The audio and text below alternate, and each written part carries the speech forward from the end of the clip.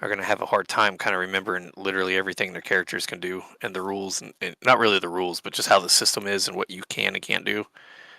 Mhm. Uh, I'm a little worried about that. Just the depth of characters. We're not doing archetypes or anything. You build a straight class and that's what you get. But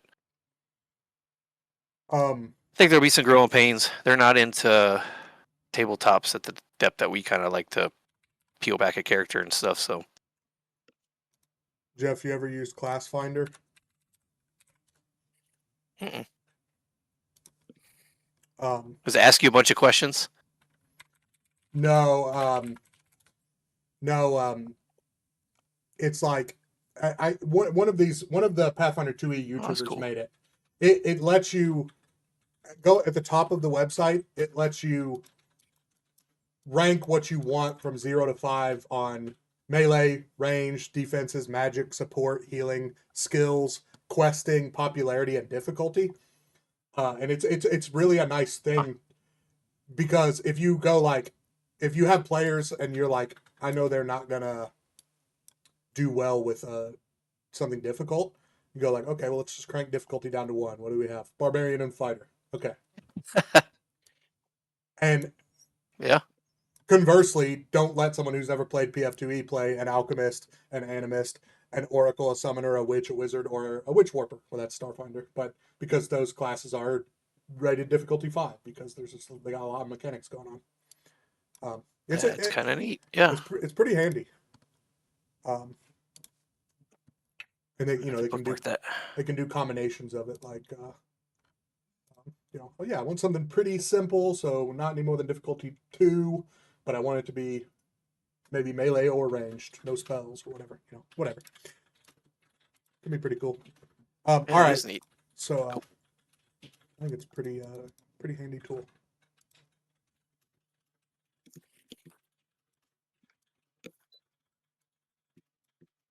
La, la, la, la. Let me get my GM journal out. Oh, I forgot to test this. Let me test this. Let me test this. I'm gonna do a sound effect. Everybody hear this pistol? Yep. Ow, you shot me. Okay. All right. If I play ambience, does everyone hear a 1920s building interior with fan? I guess that's what it's supposed to Sounds sound like like. Yeah. like a car. Yeah. Loud. No. Like a yeah. I'm testing ambience sound effects and music so you guys can like you know tweak the volume if you. Um. That's Okay. not turning it down either. All right. Oh, Now did you here's turn a. it down? Oh, I turned it off. All right. So here's a music track. Did you say the ambience was too loud, Jeff? All right. Yeah, Let me and for try. some reason my volume's not working. I'm gonna try an abandoned mansion. No, that's not. Okay. Abandoned cottage. All right. Okay. So now, okay, I turned it down on a master level from the GM. It's a little quiet for Is it me. is it too loud or too quiet? Just a touch quiet. There. That sounds good to me. Okay. I don't know about everybody else. Just because yeah, on this thing, I have different volume sliders for music, ambience, and sound effects, and then there's a white one for volume, which is actually like personal volume for that Hmm. controls everything. So it's hard to. I don't know exactly how the volume controls work on the player side. Um, you probably can't change the blue, green, and yellow ones. You probably have to just change the white one to make it louder or quieter. Um, the food is delicious, Jeremy. Thank you. Where's my food, Jamie? All right. Well, if you lived with me and were No, married, I would cook for you. I don't think her mic's on. Mm-mm. it isn't. She Hello. Hello. Oh, Sorry. sorry. she said if you lived with me and we were married, I'd cook for you. But she said, but And And you otherwise, did my landscaping. all right. Josh doesn't do your landscaping. You cook for him. Well, he that's does other different. things. Go. Well, how about he does the landscaping and I'll do the other things? All right. Jeff, please tell us who your hero point is for. It goes to Have because I thought it was cool how you describe how your pimp character acrobatically disarmed that one haunt. And I think Wilgus is pimp. He looks like a little pimp, He does. little midget pimp, All right, Have. Cool. keeping his host stable in line. I gave mine to Jeff. I wrote his name down the most times. For taking the lead on exploration, athleting so hard it disrupted a haunt with flex power, and dragging Wilgus's ass up the chain that was unclimbable. Thank you.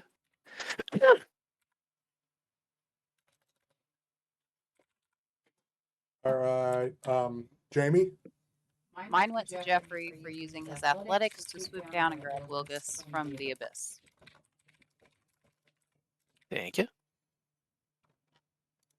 All right, my hero point was for Jeff for getting creative with helping haul Wilgus up to try and disable the scaling the chain haunt. Well, I think you gotta give one out, right, Jeff? Do. You got too many. Ha. They're spilling out of your pockets. Keep Uh, No, No, I got he has 4. I got 4. Yeah. Oh, I thought Give Hayes. it to Oh, to Jamie. Because Peaches is always fun. she's fun. Peaches, Peaches. Love her. This character's fun. All right. I know, right? Having a great time with these. All right. A couple bookkeepings for me. First, start a new session in the roll tracker. I did it.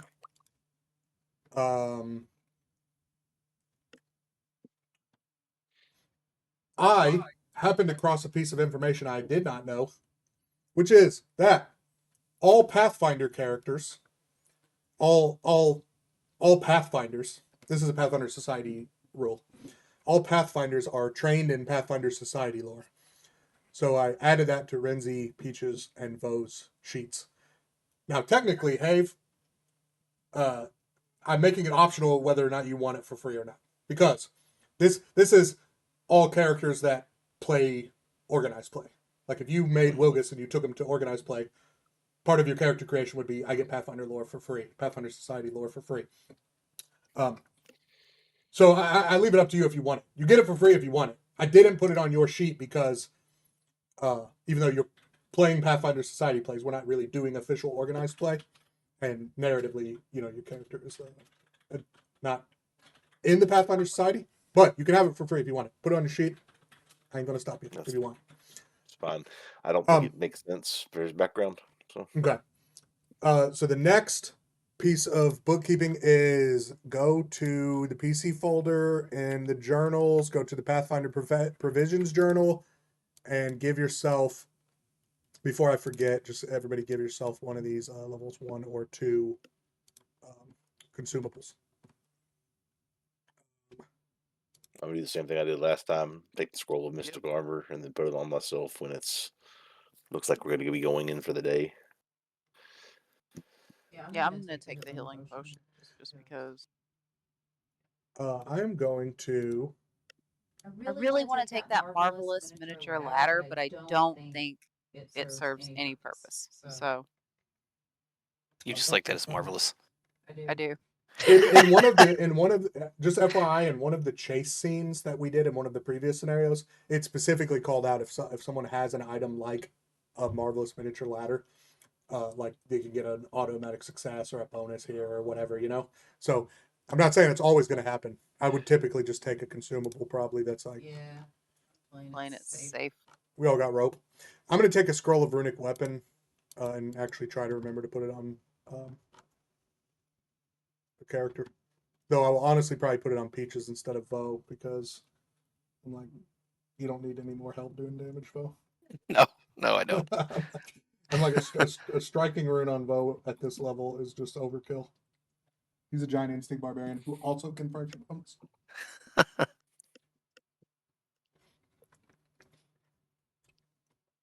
The last piece of bookkeeping I have is Have. There seems to be. I'm eating a meatball. Sorry. Yeah. There seems With to my be. meatball, Jamie.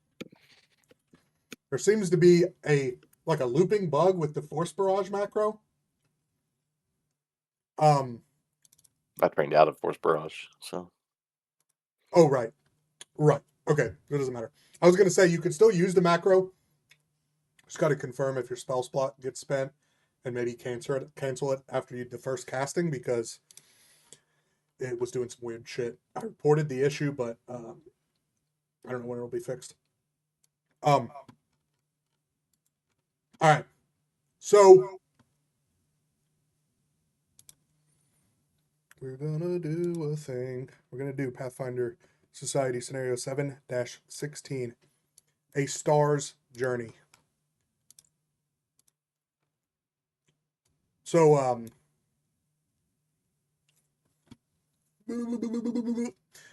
it probably makes we're gonna sort of pretend that your characters are all like we're gonna kind of pretend that your characters are all up and coming stars in the Pathfinder Society world, because otherwise the Pathfinders who get recruited to do this mission would probably be people who are closer to this area of Katapesh than where your characters have been. What I'm thinking is kind of cool is maybe what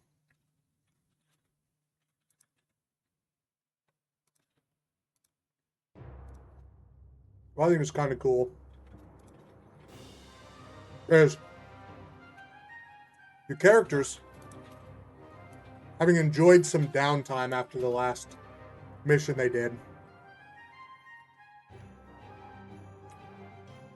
decide that Bo, Wilgus, Renzi, and Peaches decide to kind of like, I don't know, to go carouse together a bit. And Peaches hooks everybody up with like a pirate ship, and we're gonna sail down south of Absalom. So we're more like in the region, and then maybe at like a port stop down closer to Katapesh, like word is out at the Pathfinder Lodge there that people are looking for help. Down in the Katapeshi Desert, and so our characters are gonna go there. And what happens is we arrive somewhere down around this place on the on this map on the landing page. Sail down this way and go to Katapesh, and then make our way out into the Katapeshi Desert, to a very large dig site, where our characters are going to meet the venture captain in charge of this dig site, whose name is Venture Captain Wulessa Yule.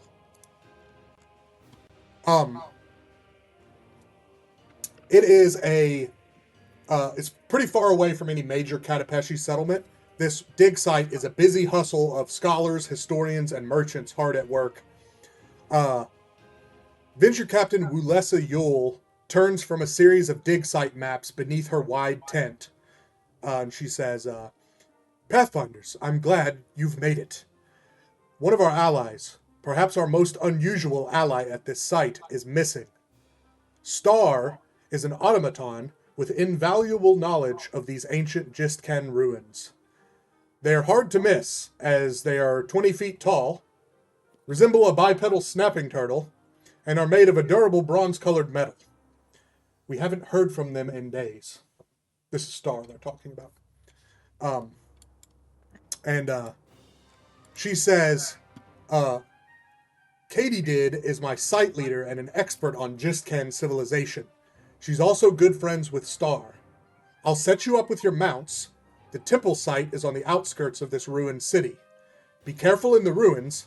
They contain unknown risks ranging from environmental decay to magical and technological dangers not seen since the era of the Jistka Imperium. Any knowledge you can recover is helpful. Just don't become a part of the ruins yourselves. So, out of character, some of you may be like, oh, Jistka Imperium, I know that. The Jistka Imperium is like the super ancient civilization from which the automaton ancestry originated. So it would. Whether your characters know that or not, you'll have a chance to recall knowledge about here shortly. Venture Captain Willessa Yule directs you to the tent, to Katie Did's tent, where you meet Katie Did, where you meet Katie Did, a female Colo archaeologist. Katie Did's tent is large enough to accommodate her books and tables of relics.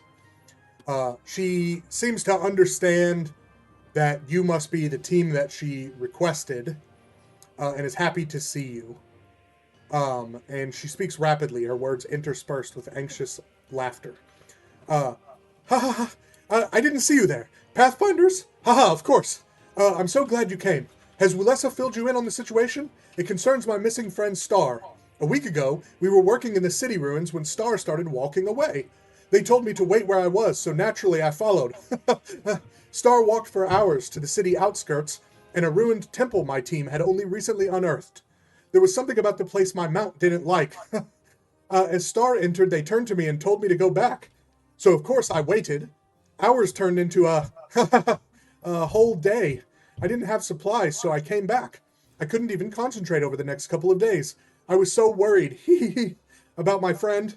I asked Willessa for help and she sent for, you? I'll direct you to the temple. It's past the farthest edge of the city. Do all you can to, bring Star back, but don't go too deep into the ruin. We don't know what's in there. So Katie Did, the Colo archaeologist, pauses for questions from the group.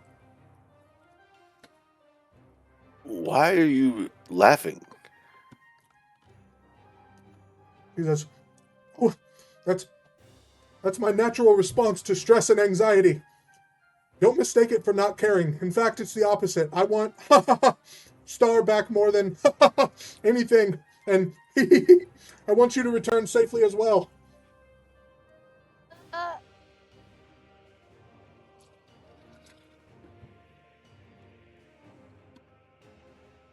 Rinzi says,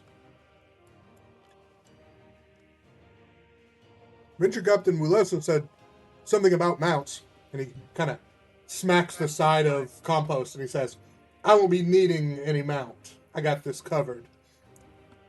And Katie Did says, oh, I see that. He says, she says, but for the rest of you, we have riding lizards. Lizards. Yeah, of course. Of course it would be lizards. That's totally normal. Well,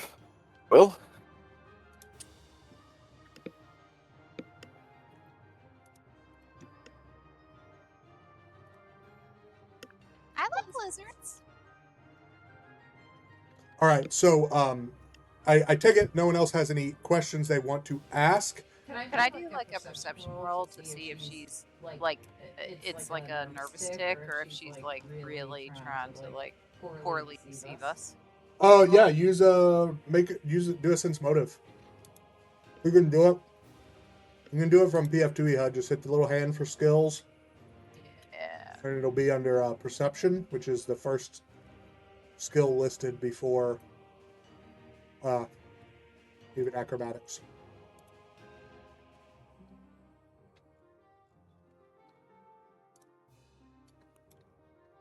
You good? I don't see it. It's the very first skill, even before Oh, acrobatics. God. They don't have it in alphabetical order because it's not actually a skill. It's Okay. its own separate thing.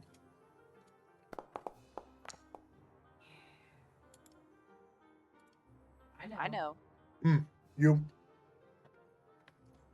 understand what you did wrong there? You don't roll perception. You roll sense motive. Because you just did a naked perception check instead of a sense motive. Sense motive is a secret check, so you wouldn't know what you rolled. But no, it's okay. It's just, takes away some of the fun if you know that you rolled a 25 on sense motive. But anyways, No, you are fully confident that this nervous laughter is just nervous laughter. Okay. So all right. So everybody who wants to see if their character knows anything about the Gistcan Imperium, this ancient civilization, roll recall knowledge.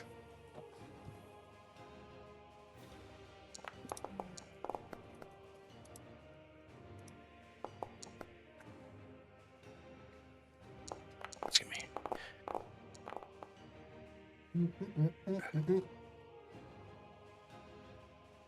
All right. Peaches, you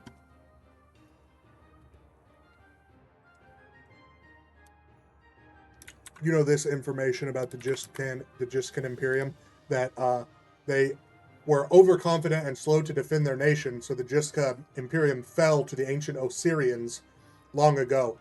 In the latter years of the conflict, some desperate Gistcans created powerful weapons, including automatons like Star. Wilgus, you also know this on top of that. Jiska's reckless blend of magic and technology led to increasingly dangerous experiments with the elements, time, and raw magical energies. All right, and then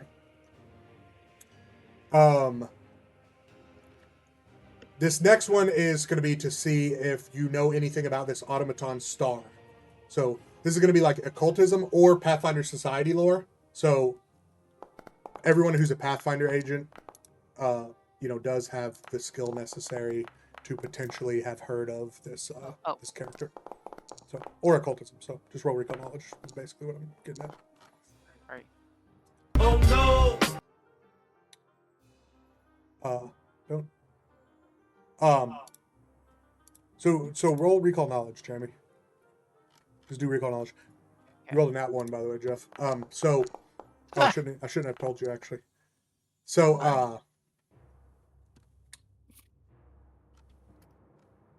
all right, so no one, only Vo knows something about Star the Automaton, and that thing is that normally placid, Star can be quick to anger when anyone disrespects the Gistcan Imperium, which they venerate over all else. So Vo is like, yeah, I think I heard of this this automaton before. This is I heard they get really angry if you disrespect the Gistcan Imperium. Certainly don't want an angry, 20-foot tall, bronze snapping turtle like automaton mad at us. Renzi's like, you're not going to hear me criticizing the old Gistcan Imperium. So Katie did says, here, this might help you as well, and she gives over. If anyone wants to take them, she gives 4 glow rods. It's like a torch, 20 bright, 40 dim worth of light, but we have light cantrips. Yeah, I have light, so I don't need it. And then also a shrinking potion.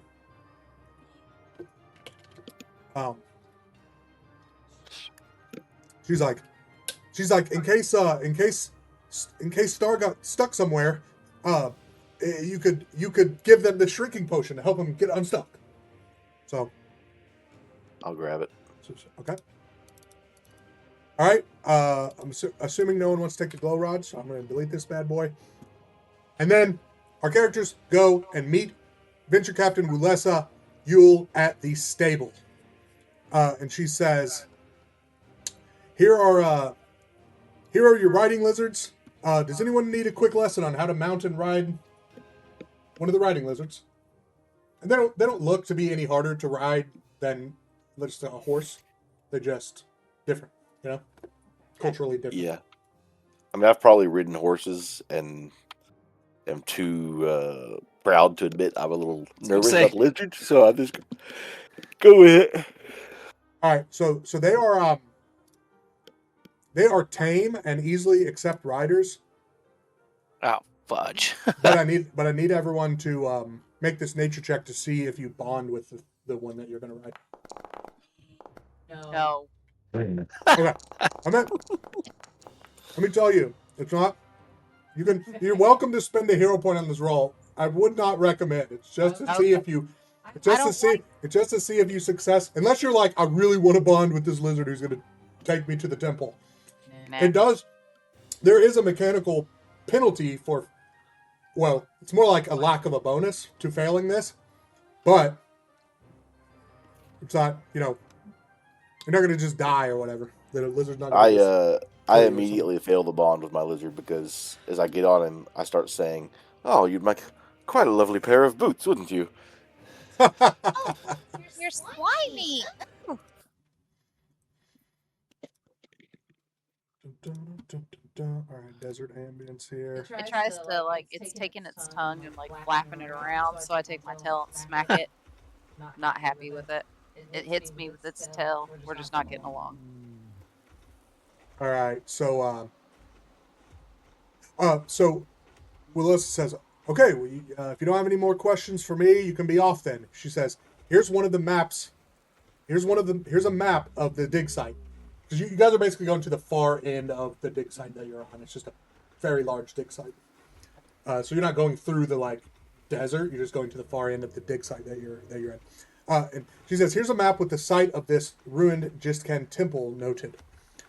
She says it will take you several hours to get there, but it should be a peaceful ride. And Do I have my father's Jistkan Temple Grail diary that will help guide my way? Oh, you've actually just discovered a unique interaction where if you make a Indiana Jones reference in the middle of the Pathfinder session, you actually lose a hero point. Oh, okay. Just kidding. I kid. So you take a ride for a few hours. You guys are like riding these lizards, and you don't have any problem. They're tame, they're well trained, but like Rimsey, because compost is capable of like putting its own vines out to the ground and like getting better grip on the surface of basically any surface. The sand is not even difficult terrain for Renzi, so he's like just kind of rides circles around you guys on your lizards, and he just thinks it's funny that he has such an easier time getting through the desert sand on compost, and he's like, "Hey, compost, good boy." And as you approach your destination, a low stone structure lies between two dunes. Around a courtyard of weathered pillars, alcoves hold stone statues that are worn so smooth as to be entirely featureless. A low hum emanating from the structure is barely audible. The lizards are increasingly uncomfortable as they approach the site, and riding becomes difficult as the hum intensifies. Ahead is a temple, half buried in the sand, and there's an entryway large enough to fit through into the ancient ruin. So the hum making the lizards uneasy for all of you. This increasing hum as we get closer makes the lizards uneasy, and as you get close, the lizards buck. And I need you each to make this reflex saving throw. If you had succeeded to bond with the lizard, you would have gotten 1 degree better on your roll, but you didn't. So Wilgus and Vo, your lizards buck and twist wildly, but Wilgus and Vo managed to dismount themselves from it without any harm. Peaches, you lose control and you get flung free, taking 5 bludgeoning damage and landing prone as you are thrown from your lizard as it bolts. Oh, I hate you being like that. She's like getting mad, smacking the grass. Ugh. The sand. Sand, whatever. So with that, you all make your way into the temple. Yeah, no point in sticking around with the lizard that ran off. You know, if they had provided us horses, they definitely would not have run off that way. Yeah, and they wouldn't be slimy. Ugh. So as you come down into as we come down into the temple, Renzi, you hear, well, all of you except Wilgus can see fine, but you hear Renzi going, whoa, chill out, Compost, chill out. I'll get you in a second. And Renzi casts a light cantrip on Compost, who otherwise cannot see, and now Wilgus can see. Yeah, so the upper level of this temple opens up in this courtyard. Beyond toppled pillars and weathered statues, there are 3 entrances providing access to the structure. The south entrance down here is blocked by a heavy stone door, while the north and west entrance both The door's open in. supposed to be closed. So No. either Okay. Jeff's being high is rubbed off on me, or we are in the exact same fucking temple we were in going down in the Pathfinder Society. So the thing is for Pathfinder Society maps, instead of always sourcing unique art for them, Paizo uses maps from their flip mat collection, and there is definitely sometimes some reuse, and this is definitely the same map as the last scenario we did, which is really funny because if we had some time in between them, we might have forgotten. But I was looking at this and I was like, wait a minute, what the fuck? I start looking over here for lizards and beetles. Yeah, you're like, wait a minute, deja vu. So the north and western entrances open into darkness, but this west entrance is much wider, and along the sides of this large western entrance, there are scrapes along the side, indicating that something large and metallic recently passed through. And also, by the way, from the description of Star that you were given, it's obvious that this western direction is the path they took. And all of our characters also realize it's highly unlikely that we're going to find Star down any passage that's only 5 feet wide, because as a huge creature, she just couldn't fit. I'm no They ranger, couldn't fit, rather. and I'm not much of a tracker, but I think he went that way. yeah. I think Renzi's like, yeah. I mean, there's the scrapes, and there's also the fact that Wulessa said this automaton is 20 feet tall. There's no way it could fit down these other hallways. So yeah, the door. So this at this intersection, there is a closed double door to the south here, and there's an open double door to the west. Beyond this open door is a large room with a dais in the center supporting a humanoid statue carved out of crystal and bronze. Scratches mar the frame of the door to the west and the walls of the south hall. So it looks like Star probably came into this room. But also this this humanoid statue that's sort of carved from crystal and bronze. You definitely recognize that Star came in this chamber and also went this way.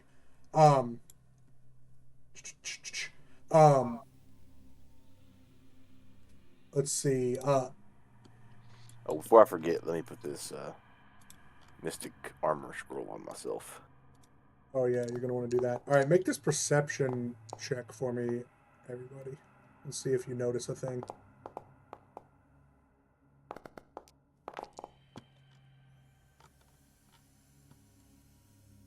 Yeah, I had to scroll to find it. Okay. So all of our characters definitely sort of deduce that the automaton seemed to have come into this room and then left it and headed south.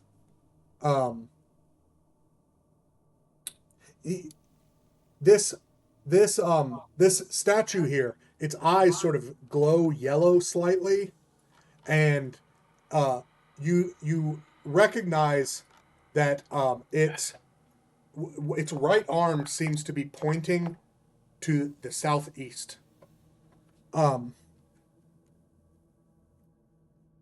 It's pointing the kind of the direction we think the star automaton went. But I'm just kind of inspecting this thing and trying to recall knowledge about it and see.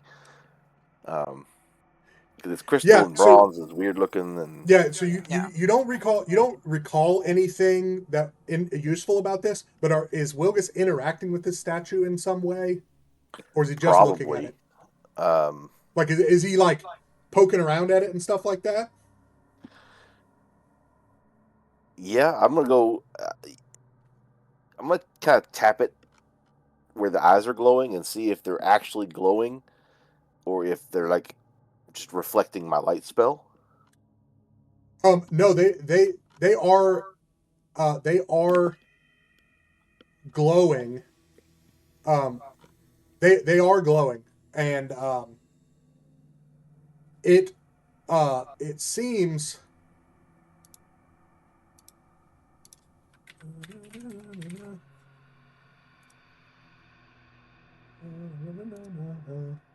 So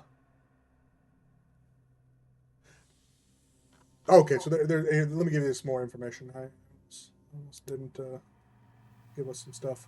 So because we actually came in this worship chamber, so there's stale air in this large chamber. Smells of damp stone and rust. The walls show Jiscan craftsmanship, stonework so precise it fits without mortar, and precise geometric etchings as detail work. A well-preserved statue stands atop a dais. The human-sized figure is a masterpiece of ancient craftsmanship, sculpted from bronze and inlaid with intricate plates of dark crystal. The figure's face is a mask of smooth, polished obsidian with two amber-hued crystals for eyes. These eyes hold a light that defies the centuries of dust and darkness, and a low hum emanates from the figure. It stands in a regal pose with one hand raised and its finger pointed to the empty corner of the room to the southeast. So you don't recall any knowledge about it. You definitely confirm its eyes are like glowing. There's like sort of a light behind him, defying the time that must have passed since the time of the Imperium. Go over to the corner of the room he's pointing at and see if I can find anything over there that he could be pointing at. Anything unusual in the corner. Yeah, you come to the corner of the room, and by the way, if you're like fiddling with the statue at all, you would realize that it doesn't seem like it can be moved. You don't see anything in this corner of the room. Like you take enough time to search it, and you feel confident that you have that you're not missing something. It just seems to be pointing this direction. Yeah. Jim, I think we're waiting on you to Come along, Vo. lead the Open charge. the door. All right. All right. And there's where the trap goes. So you open this door, and there are twisting passages that are all made of smooth stone, covered with dust, and inset with metal in repeated geometric patterns. See, these aren't libraries filled with books. They're smooth stone walls, totally different. So recent scratches mar some of the passage walls, but avoid the inlay, as though whoever scratched the wall was careful to leave the inlaid patterns intact. The scratches on the walls indicate the passage of the automaton, and they are leading directly west here as you come in. I'm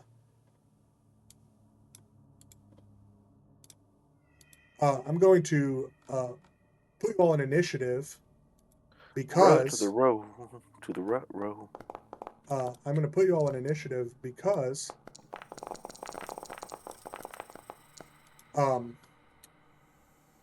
Oh no! because what happens is as we open the door, This is kind of a weird thing because but so the reason we're going into initiative is because as Bo opens the doors, you start to hear voices, and they're like this. And you don't understand a word of what they're saying, but you hear like it seems like something's going to approach you. So keep in mind, just because I put us in encounter mode doesn't necessarily mean it's combat. I'm putting us in tracked time. Basically, you guys roll higher initiative. You get to investigate these voices you hear. They roll higher in initiative. They come and investigate you, and we see where it goes from there. All right. All right. Or you delay because you're like, yeah, I want to let whatever this is come to us. So right now, Peaches, you're up. So she's gonna come up here with Bo. Like, What what are those noises? And then Wait, just this time? Oh, that's good. and that's it. Okay. So is she? I did my recall knowledge. Did you not? Well, there's nothing for you to. Oh. There's nothing for you to recall knowledge about I think she would come up here and be like, because you don't see anything. "Hello?" Actually, I'll tell you what. I could give you something. Yeah. So, you think based on the noises, based on the voices you're hearing, echoing through these stone halls, you think it might be gremlins, like Fae. Oh yeah. Bo! I'm whispering to him. I think it's Faye. I think it's little gremlins. You know? I don't know though. All right, what Are about they you? friendly? I'm going to move forward a bit. And hearing what Peaches has told Vo, I'm afraid I don't speak Fae. I do speak Elven. So in Elven, I'm going to say, hello? Is anybody there?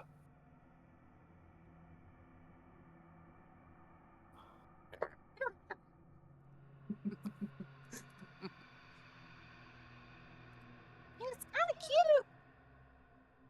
Yes, right until they eat your face. They're adorable. All right. So I heard a story of Fae in the orcish land of Belkzen that tore teeth right out of people's heads. hey, don't make references to the campaign. I didn't get to keep playing it, Dave. Makes me miss my exemplar. We're keeping it alive. We're keeping it alive. True. All right. That's it for you.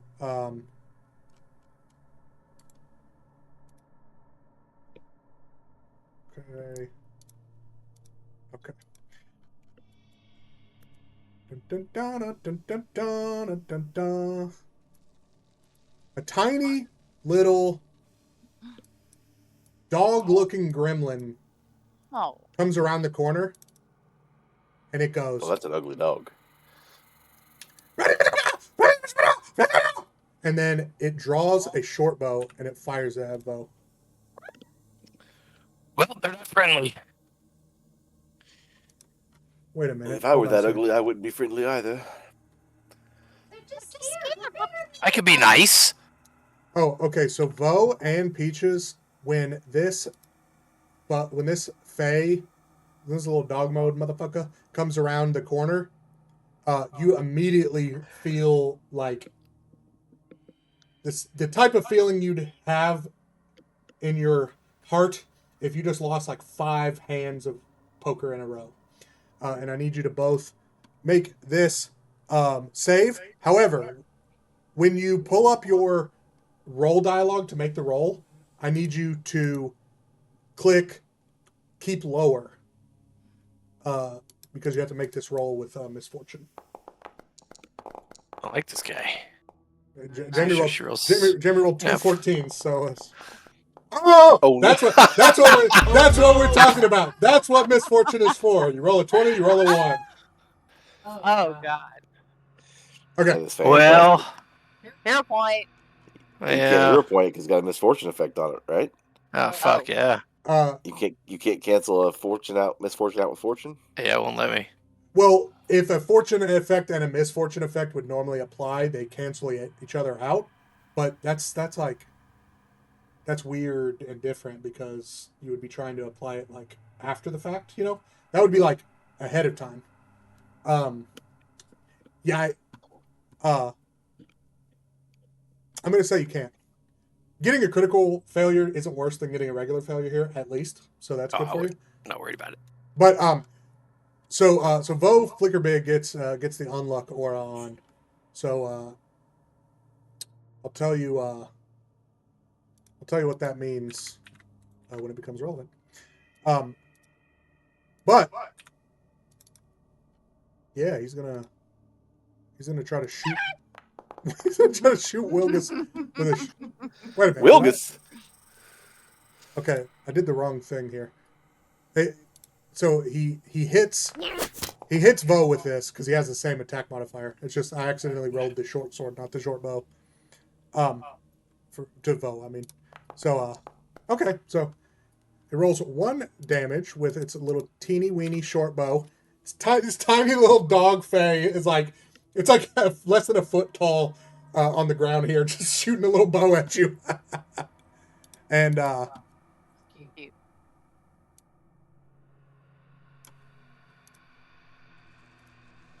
this one comes around here. This poor little floppy-eared, blue-looking bastard. Oh. Above the table, you guys should remember these from Kingmaker, but it was long ago. It has a look of self-loathing in its eyes, and it is going to try to strike Vo with a short sword. Yeah. And it's going to deal 1 damage.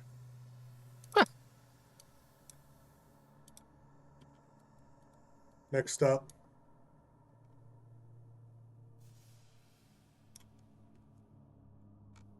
another little dog Fey.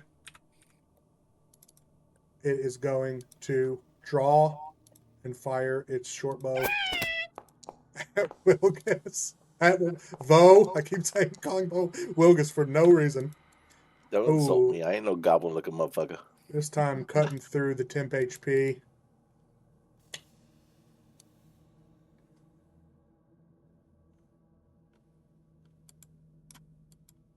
All right. All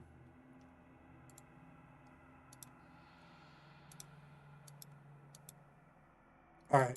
That is Renzi's turn. Renzi is going to command his animal companion to come up here. Why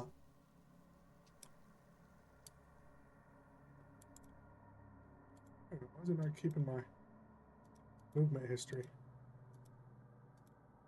Oh, I moved the wrong character? I'm not even... Oh, no. No, I didn't. Goddamn. Okay, whatever. Takes 1 stride for Compost, who will then try to strike this little... He's like, what is this little dog freak? And Compost slaps it with a vine. And Renzi is going to follow that up by... Why does it have cover?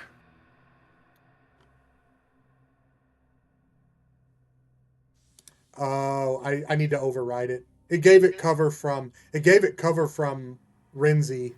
It was seeing Renzi as between them. Oh, that would have been a crit, wouldn't it? Yeah. Okay, so the way we're doing the new crits, it would have just rolled another D8 plus 2. Because it would have doubled that too. Okay. Another 5 damage. All right. Thanks for calling that out for me. Yep. And then Renzi's just gonna... Yeah, this thing looks faster than Tough. I feel like I'm not GM metagaming either. I haven't actually looked out if his fortitude is higher, but Renzi is seeing like he's expecting this thing to be faster than strong, so he's gonna try to hit its fortitude save with a frostbite spell.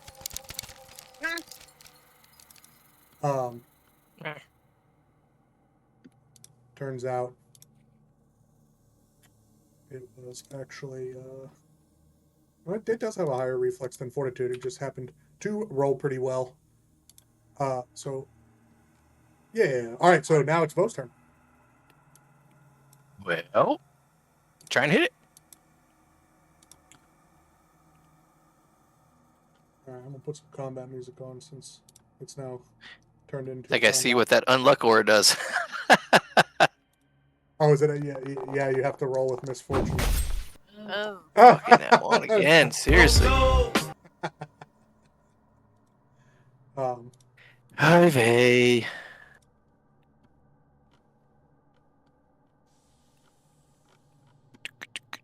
Yeah, well, might as well. All right.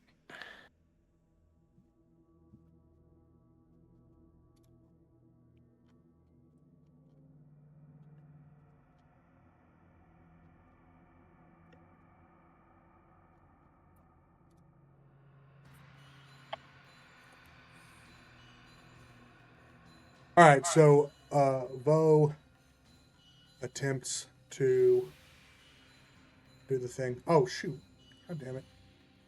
I didn't make Renzi roll against Unluck Aura when he came in here.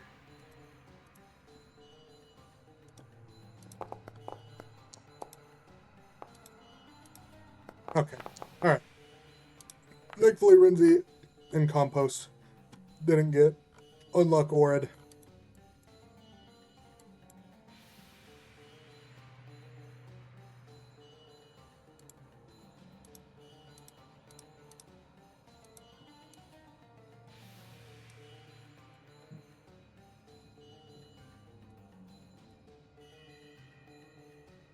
This guy's going to move here.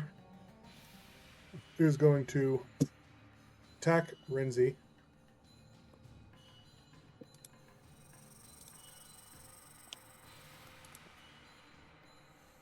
With a short sword.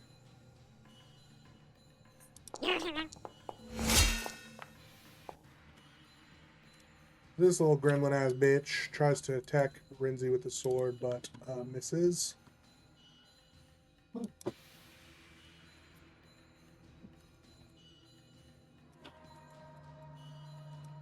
Alright. This little guy is going to charge around here and just run right into the square. This little mischievous bitch with a knife is going to run right in here into this square with Renzi, and it's going to like climb up Compost and try to stab Renzi.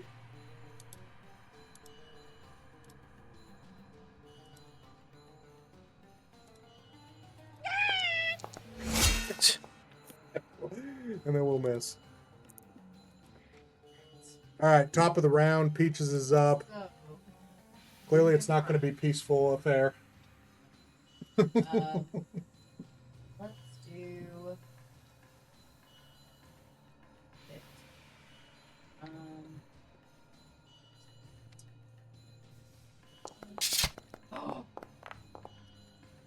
Whoa. All right. So, Peaches is flanking that Fae and critically hits it. So I hit critical. Yeah. Oh fuck yeah! Yeah, you're about to do a lot of damage.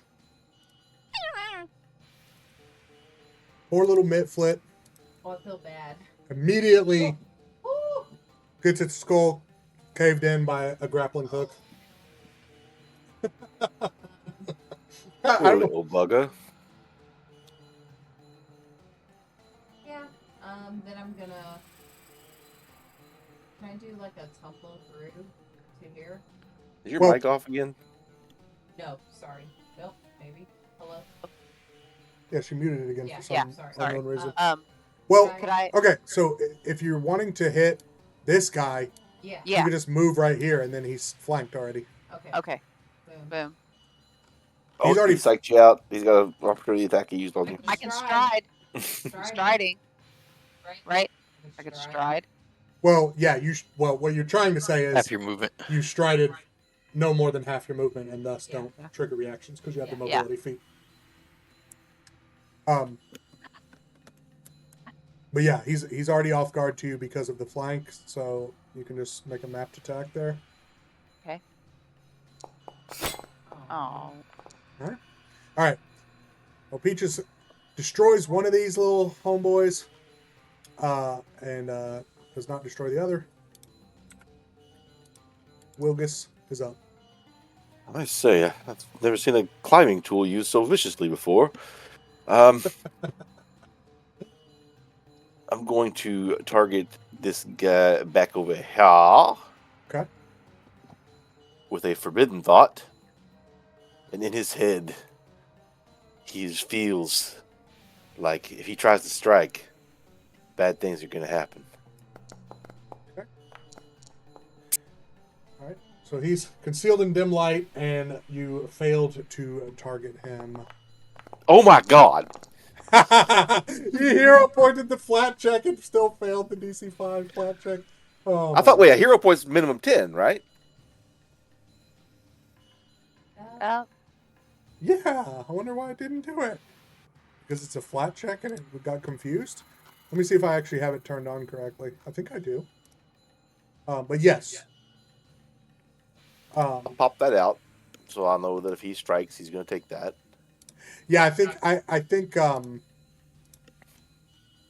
maybe re-rolling a flat check because it's a different kind of check with no modifiers. It's just not getting hooked into the workbench module correctly. Sure. But anyways, yes, that'll work. All right. And then I'm going to pull my heater out. Well, I've already got my heater out because we're in a dangerous area. But I'm going to give my little air pistol and go boop at this little guy. Night, baby. And At this the other same little one guy that that's you real. locked? No, or another one? this one down here that's injured. If I can find the damn thing. There it is.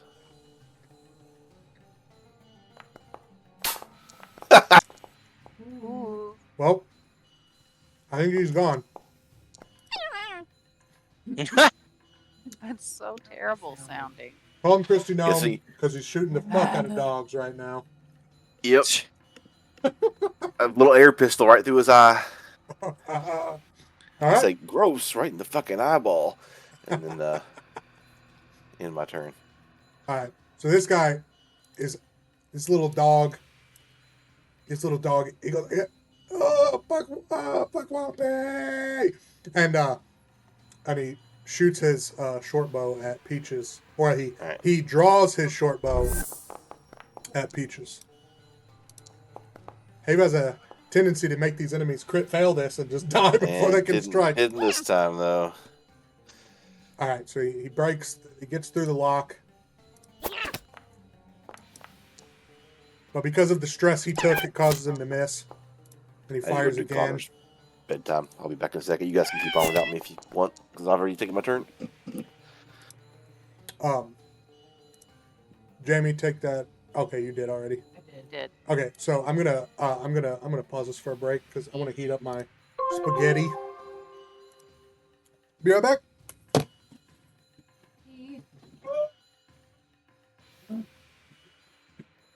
Thank you. Ooh.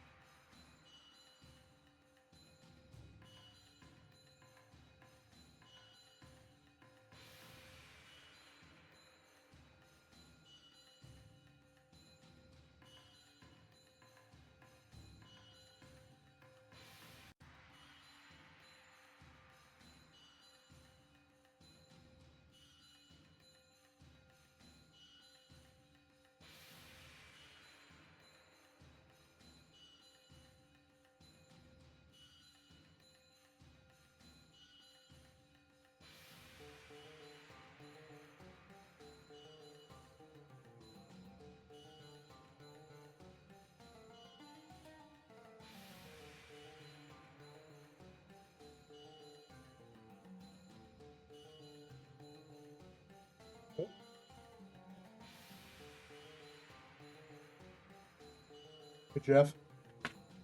So, I'm assuming the this idea for like an awakened animal concept that was for that scenario we're gonna run in the future. Yeah. But, Yeah. I figured I was just. Making Yeah, sure. right now my guardian is orc. It's kind of my original thoughts for the Hellbreaker campaign. Hmm.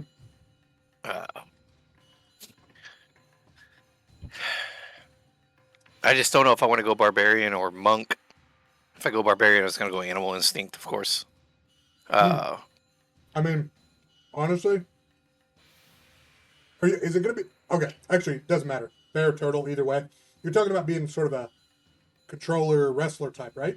Grappler. Yeah, actually taking wrestler archetype. Okay. See, I was going to say I would go. I mean, either way works for it, but because wrestler can get whirling throw, right? Because Yeah. ordinarily I'd say go monk for whirling throw, but I think you can get whirling throw from wrestler. So really, Yeah. really either way, yeah, can't go wrong either way. Yeah, right now honestly, I like. I would probably go monk if you were like, I'm gonna just do the mountain stance monk, like big tanky strength based monk. Yeah, I think that's why I was leaning a little more towards barbarian. Yeah. I just didn't really want to build a strength monk, but I built both of them out though. I mean, you have to if you're gonna make a wrestler who's gonna do like Yeah. whirling throw and grabs and suplexes and stuff. You have to use strength because you're using athletics maneuvers. You know what I mean? I always see monks kind of as I did take mountain stance. Yeah, I did. Like most people want to build a monk as like a super highly mobile. Yeah. Dex Like, originally, I focused was going. But if wolf you're going to go stance. for like the whirling throw wrestler type build, then you got to go strength and mountain stance. But Yeah. you don't have Yeah, my to. original build was going wolf stance and being like a backstabby, quick, agile monk. And then I for some reason, was like, hang on a minute, I want to do something else. I like the idea of the battlefield control grappler type. I mean, honestly, this type of like high level scenario, we start at high level, is a really good one to do that kind of build because normally if you're starting at like level 1, you're like, all right, I got to go all the way to level 6 before I can get my whirling throw. But in this case, you can. And then your GM kills you before you can get to level 6. See, I wasn't going to go whirling throw. At level 6, I was going to take from wrestler clinch strike. Hmm. So a creature I have grabbed or restrained, if they succeed on escaping, I get a chance to hit them. Make an unarmed strike. I mean, you don't have to use whirling throw. It's just the best feat in the whole game because you get to fucking kill people. I just like the whirling throw because it's fun, but you don't have to take it. I should take it because Dave hasn't ever had a chance to use it. He did have it at one point. That's right. Yeah, I got it. His monks But then always he die killed me before before I could Yeah. use it. I'd say they always die, but yeah, I mean, I do think that's a cool build though. But yeah, whether you're gonna go monk or barbarian with it, I would literally just make that decision probably off of just which one has class feats I want for it more, because they both make a good wrestler archetype. Also, do you want it to be Yeah. like medium armored or unarmored? Because that's going to be a difference too. yeah. And like level 6, the barbarian gets brutal bully, which I think is just kind of neat. Puppy. Are you eating another meatball, you son of a bitch? Yeah, my spaghetti meatballs got cold, so I heated it up on break. I'm done with the meatballs now, though. I just finished my last meatball, unfortunately. You want more? I have some. No, I'm quite full. The last couple meatballs I ate for enjoyment, not because I was still hungry. Puppy. These are Yeah, I mean, I would just follow the story. Do you like the idea of like a peaceful monk or a guy who rages? Because it's very different stories, you know. Yeah. Right now, my Being my an thought awakened is animal, a- I think Animal Instinct Barbarian on an awakened animal is a really cool combo because it's like you're literally an animal. So it's like I'm just becoming even. I'm going back to my feral roots from before I got awakened. that kind of shit. Yeah. But yeah, Kind of thinking Yes. Cavalier, Knight Elise, Horse Lord with a scythe fighter, or those archetypes. Kind of a farmer rancher that sees a chance for his people to get out from under the thumb of Zon-Kuthon, and Yeah, I'm going full healer support. so Renzi commands Compost, and he says, "Compost, take us away!" And he's gonna What? wheel all the way back here. And Renzi goes, "Bo, Peaches, keep this little knife freak away from me!" And he is going to try to electric arc these couple gentlemen.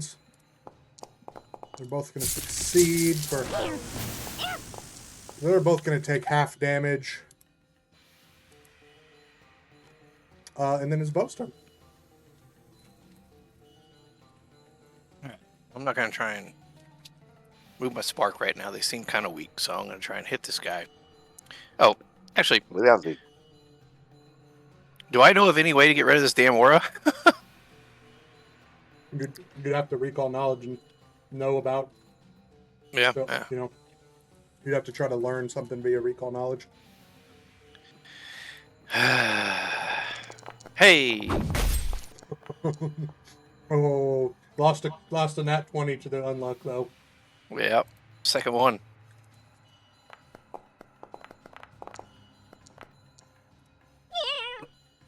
Another mitt flip bites the dust.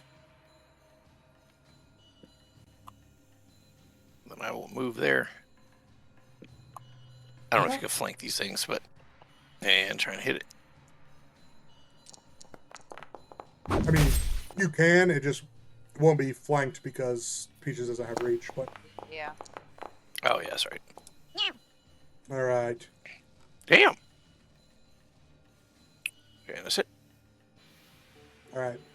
This guy turns and looks up at Vo, and it goes. Starts waving its little short sword, and it charges into your space, and it tries to feint you out.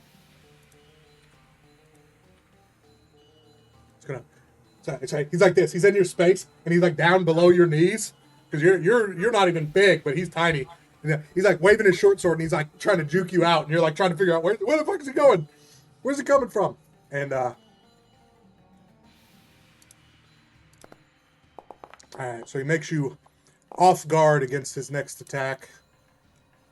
You can get stabbed in the buttocks. Right? Oh, Yeah, he is. Smoke weed every day. Yeah, he got you off guard so he could sneak attack, and then he crit your ass. Oh, he rolled pretty bad though. Good. Oh, I think I just actually double tapped that button, or maybe. Oh no, I actually just was trying to do Jeff's job for him on accident. Sorry. I get in such a role sometimes of applying damage and stuff. I forget I'm not supposed to apply damage for players. I need to take that still. Boom. No, you took it, and then. Well, wait a minute. Did you? Yeah, it shouldn't be right. I should have 25 hit points. Okay. All right. So yeah, I'm gonna let you do it though, because otherwise we're gonna do a little dance on again on accident. Peaches sees this happen. She's like, oh, hell no. Comes down here. Jukes Vo. Get this thing off me! Unfortunately, you can't flank a tiny dude like this. Otherwise, that would have been a crit. But, dude, what? So, okay, I'm gonna all right. So, just remember for future reference, Jeremy, you need to try and get the enemies off guard so you can sneak attack them. You can't flank a tiny enemy. Yeah. Maybe you thought he was flanked because he's between you and Vo, but he's not between you and Vo in the way that flanking requires. Okay. So you would have wanted to like either recall knowledge on it or I thought he was flanked, but yeah, he's not. Okay. So all right. so Try to hit you want again. to swing again? Uh-huh. Okay. All right. It's all good, Alright. baby. All right, Wilgus Alright. is up. You got one more little dog shooter, and then you got the tougher one who's spinning around doing pirouettes in Bo's space right now. He's running around That's between bad. Bo's legs. I am going to unleash Psyche as a free action. I don't know. I'm trying to do it on him. Okay.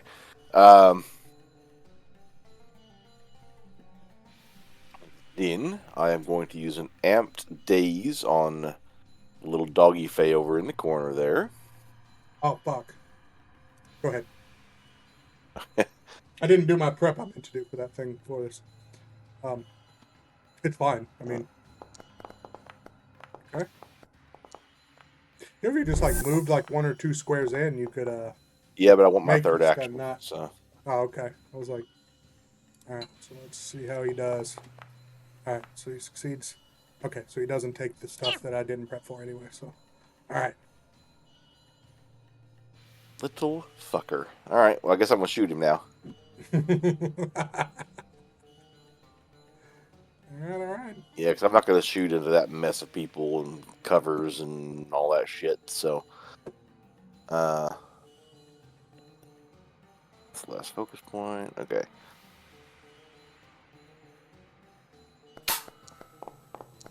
Oh. Oh. Yeah.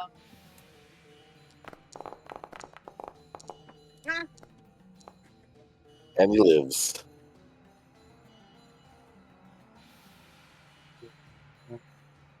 Alas. All right. So, he is going to.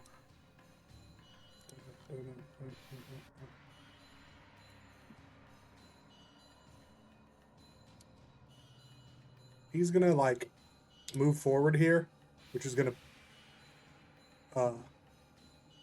to put you into his unluck aura. I need you, Thank you. Wilgus.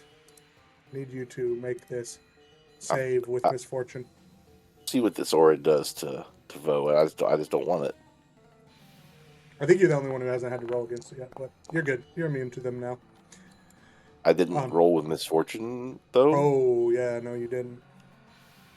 I'll just roll again and look at Yeah. lower of the 2. Mm-hmm. Okay. All right. No unluck aura for you. So he's going to try to manually make you unlucky by shooting you with a couple of short bow strikes because you have affected him with spells. Hey. So, but nothing comes of it. And then Rinzi is going to. Rinzi is going to cast Electric Arc on these 2 Fae.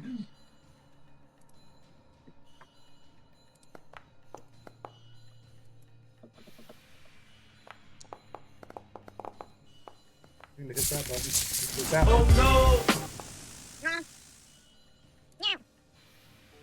Alright, so chipping away at these little Fae. A less woke person might call these guys faggots. Oh, -1 hero point for you.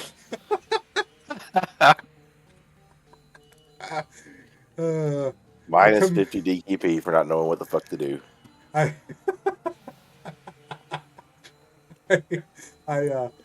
then he commands Compost to move forward and smack this dude here. All right. Compost slaps this dude with the vine, and he goes down. And then Vo's up. This All right, I'm gonna swing away at this guy this and little, miss. this little Fuck. this little gremlin is like running around and hold on a second. Hold on a second, Jeff. So I do Just step on it. I do believe that the Yeah, so they can't propagate they're not propagating their unluck aura when they're dead, so you were no longer affected by it. Um, so let's take that effect off of you. All right, so just roll that first attack again. Or no, wait a minute. It was a 15 and a 3, I think. Oh yeah, I see. It was a 15. So that would have been 24. So that would have been a not a crit, but it would have hit. So go ahead and roll Okay. damage, please. All right, didn't need a crit. He did. All right. End the encounter. So on this phase body here, he's got a little purse made of blood-stained hide. And inside of it is what the hell's the whatever. So inside this bloodstained hide purse, he's got 4 gold pieces, 2 silver pieces, and a garnet gem worth 35 gold pieces. So pretend your characters put that treasure in the stash to turn in to the venture captain later. It's basically just narrative treasure, since the way that, things that you find mid-mission get turned into the Pathfinder Society. Though if they're consumables, you can use them, and if they're permanent items, you can use them. But none of garnet and some coins are not things that you can make use of mid-mission. So, Renzi says, "We got Star went this way. Let's stay on the hunt." Bum, bum, bum, bum.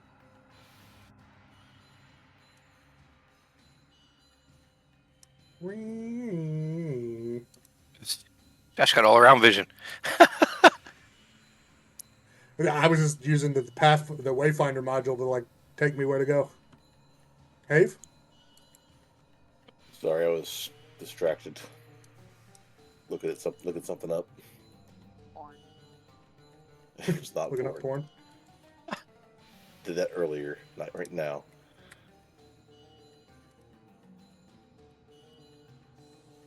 Can you use my potion? Oh yeah, we should probably. Well, let Renzi try to treat wounds. Okay. Yeah, I need to refocus. So We'll spend 20 minutes. I get 2 focus points, not refocus. So All right, so we'll spend 20 minutes, and I will do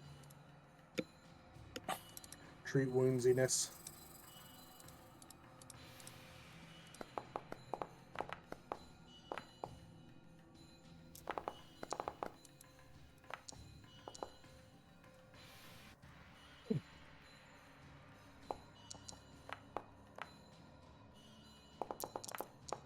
Is that on me? Yep. Okay.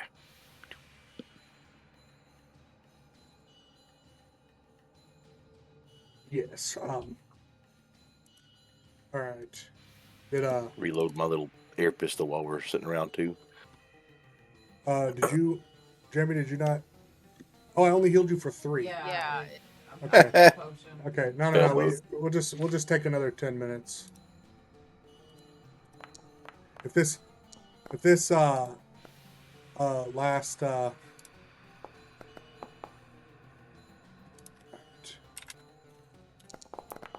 you go. I was saying, if taking an extra 10 minutes means this automaton we're trying to help dies, then Renzi will take the L for that, I mean, can an automaton truly die? It's I just a don't know. robot. I mean, Alright, so we need to take that stupefied off you, or at least I need to end the graphic of it. It's stuck on you. All right, so in this room here, stairs connect the upper half of this wide room to a lower chamber. Part of the wall to the east has collapsed, opening to a natural cavern. A stone door near the collapse sits ajar, revealing an empty storage room. 2 other passages lead out of this room to the north and to the west. Those are up here and here. But both of those passageways is blocked by dozens of interlocking gears after only a few feet. There is a human-sized bronze statue inlaid with dark crystal standing in the northwest corner of the room, between the 2 gear-filled passages. The amber eyes in its obsidian mask gleam, and a low hum emanates from it. Its left hand is palm out toward the blocked north passage, while its right hand points to something on the floor near it. What do you do? And then this is clearly the same statue that you saw on the floor above. Just Look at the floor, right? it's And somehow, don't touch anything, but look and see what it's pointing at. Yeah, I'm looking. So one of its hands is pointing towards this passageway, which is blocked by interlocking gears a few feet in, and the other hand is pointing to a prism on the floor. There is a short stone pedestal on the floor, and atop that short stone pedestal, there is a prism that is about a foot long, set into the pedestal. Carvings on the pedestal show a stylized human looking at a band of lines low in the sky, with several marks showing angles and arcs. The carvings don't show any colors, but the band in the sky looks like a rainbow. An arrow across the beam indicates the bands from the top down. You see luminescent runes on the walls of the room pulsing with a soft, ethereal glow in a variety of colors. All of these are nearer to the floor than to the ceiling. Each of them is either red, orange, yellow, green, blue, indigo, or violet. And as you investigate these symbols and runes, you can make one of these 3 checks. Oh, they're all in the same card.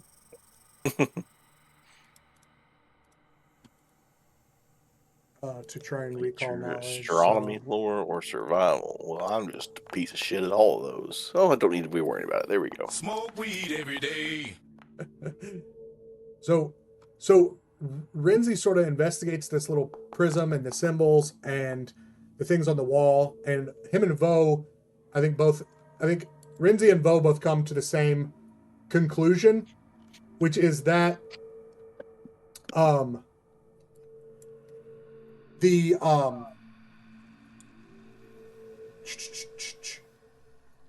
if you look at the carvings on the pedestal, this band of lines in the sky with this arrow on the beam indicating from the top down, that in conjunction with sort of the positioning of the color runes on the wall, both Vo and Renzi recognize that this angle produces a circumzenithal arc, an upside down rainbow. And Renzi says, what do we do with that? Touch the runes in the reverse rainbow colors. Violet, indigo, blue, green, yellow, orange, red. Okay. So when Wilgus does that, hey, take a hero point for solving an RPG puzzle in game without being like, can I just make an intelligence check to see if my character can do it? So you take a hero point for it. Wilgus correctly solves the puzzle, putting the colors and pressing the runes in the order of the rainbow colors, but in opposite order or in reverse order. And as these beams hit this prism in the correct order, a chime rings from within the pedestal. the pedestal weaves the light into a rainbow-colored scarf that unspools from the pedestal, and then the light disappears. The scarf that it carved out of light is a dancing scarf, which is actually a freaking badass item for like a melee bard who uses dance and is going to become like a fan dancer. It basically, after you make performance checks, you can use an action to become concealed. Pretty sick. But anyways, if any, Peaches, I'm sure that Vo would love to see you dance in this pretty scarf. Are you reading my mind again? I don't have to. It's written all over your face, you pervert. She kind of giggles and does a little shake of her tail. so performance is one of the few skills that Peaches is not trained in. So I'm gonna really utilize this, so maybe get Since- some gold out of it. since I don't think any of you is actually going to use the item, I'll just delete the actor. Yeah. But pretend we put it in the stash for you guys to turn into the Pathfinder Society later. But as you do this, these gears blocking the passages to the west and to the north turn and open the way forward. And the statue, its arm turns to point to the north passage. Creepy. I guess we're going north.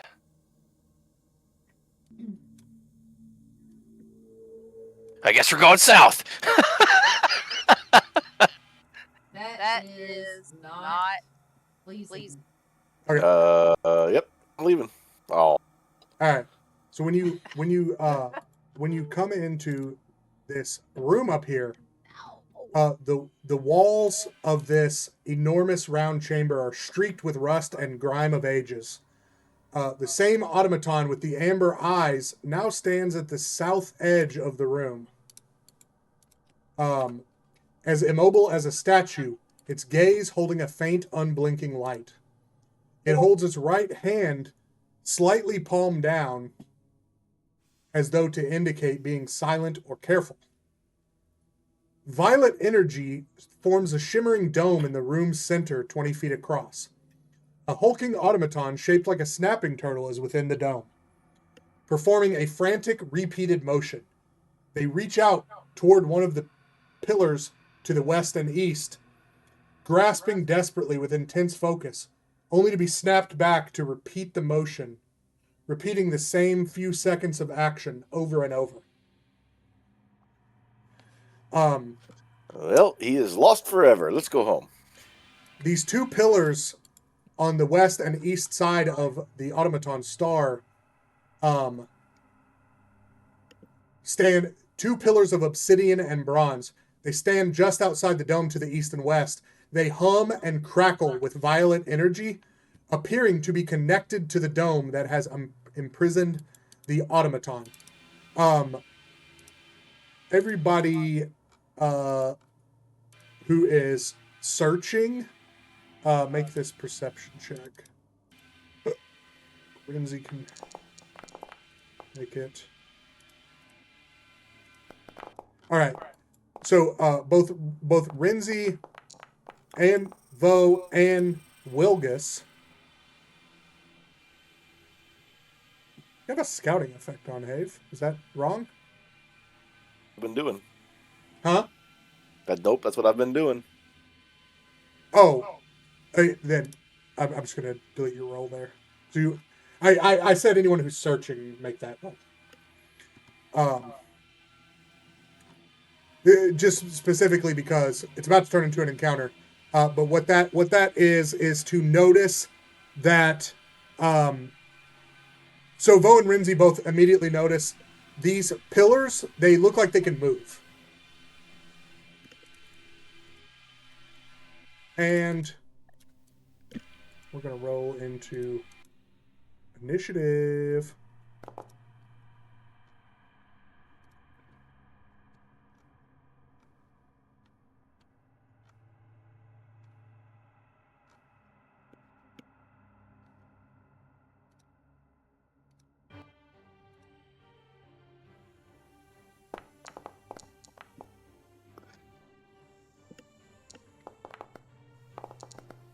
Rinzi, you really got to roll a nat 1 like that?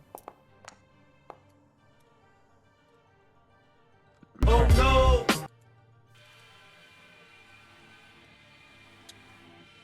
All right, so actually, so before these things,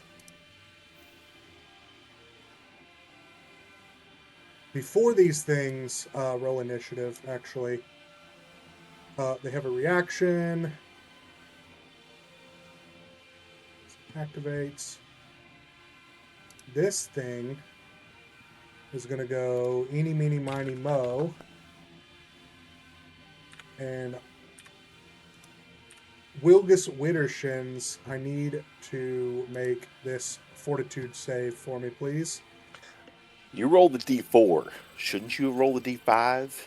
Because there is the construct of the plant there. Just saying.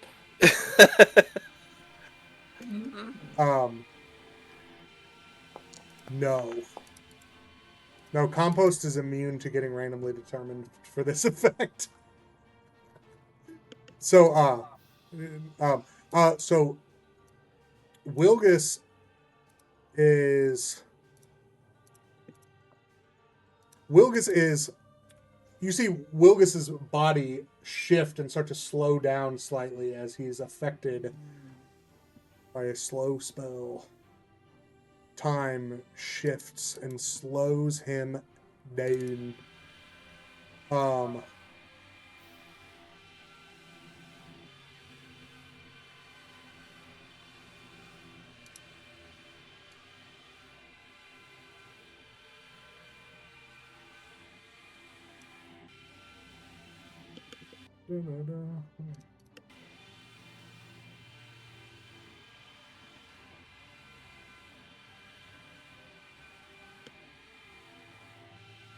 Can this motherfucker move?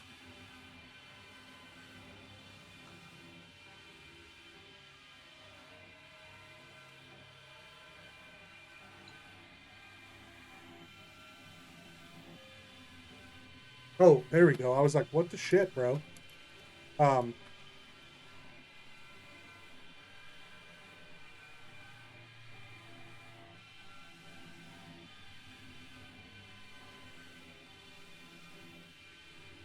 Okay. So this pillar slides around the room here. And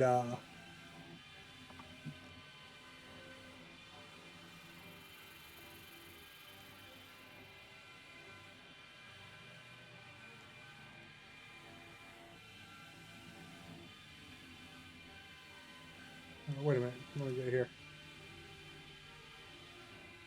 Yes. Okay.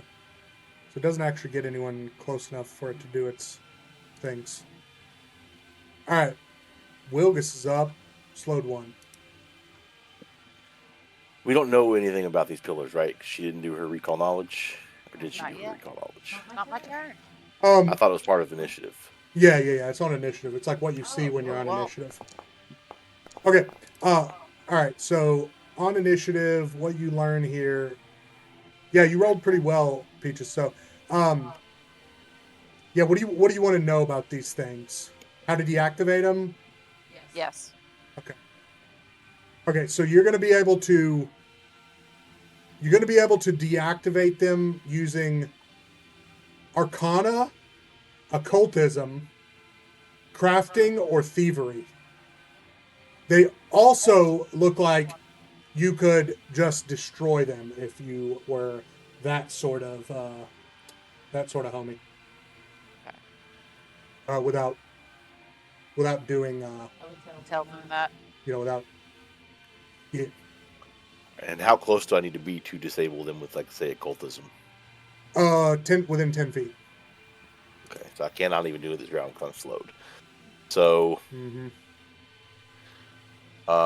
I guess for this round, I'm just gonna telekinetically chuck a rock at a pillar because I know that Vo is gonna be trying to smash pillars.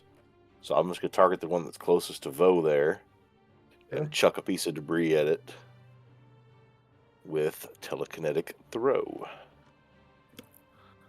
Bludgeoning. Attack. Okay. All right. So you Ah. pick up a rock and blast it at this thing, but you can't get through its hardness. Okay. Peaches. I'm gonna go. Okay, you're gonna go up there. Can I get? So if you're wanting to disable it, if you're wanting to use, are you wanting to use Arcana, Occultism, Crafting, or Thievery? Thievery. Okay, so you're gonna have to get next to it. Okay, I can do that. Um, Boom. yeah, you're gonna actually, yeah. So, all right. So here you go. You can make this. Ugh.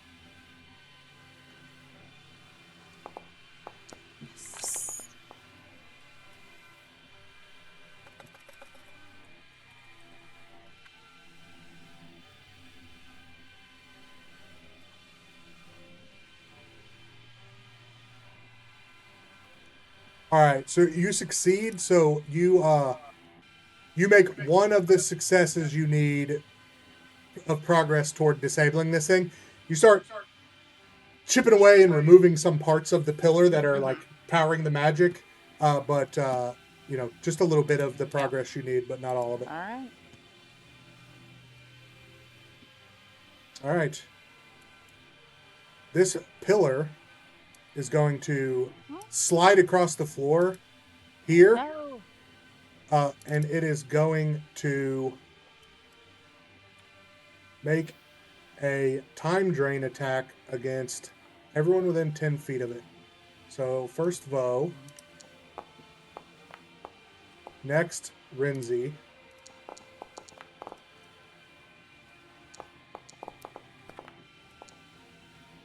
next Compost, Oh.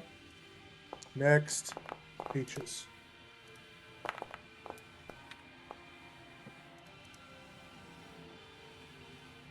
And then it's Vo's turn. Does Vo think flanking a pillar will help? Yes, you could. Now keep in mind that Peaches did a disable against this one. So if you're trying to be maximally efficient, you might try to destroy this one and let her disable okay. this one manually. You see what I'm saying? Yep. You won't be able to flank the other one, but just pointing out that is. Let's try and hit it. Okay.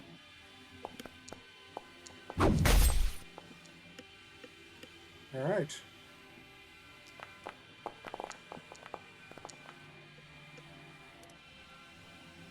So, Yeesh.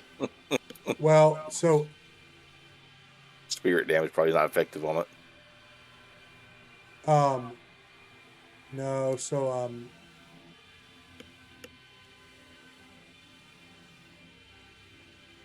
here's my hardness. So this is kind of a tricky thing, right? Because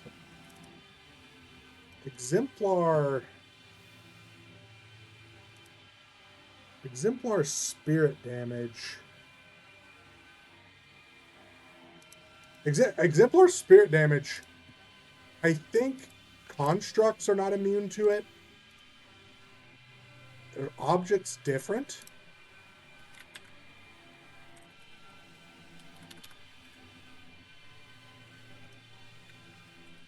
Oh shit! Just misclicked and reloaded my game.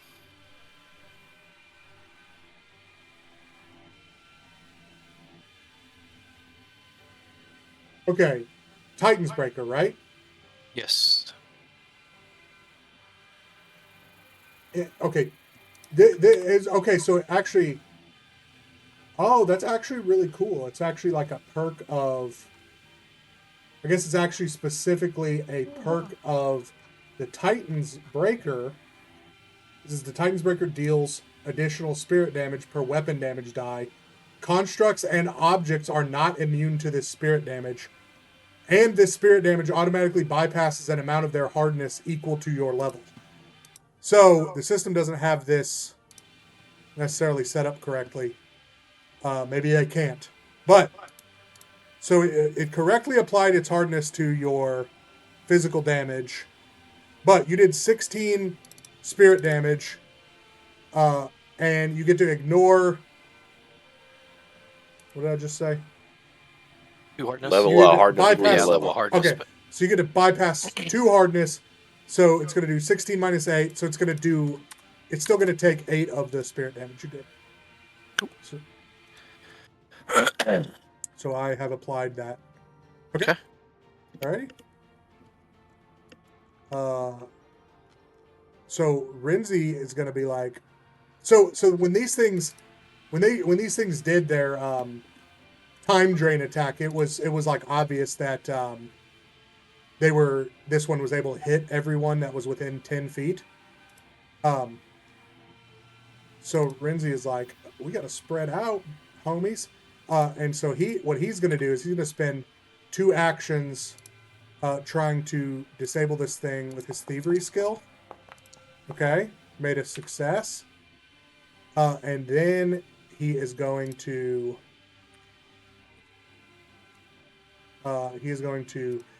use battle medicine on compost. Fuck.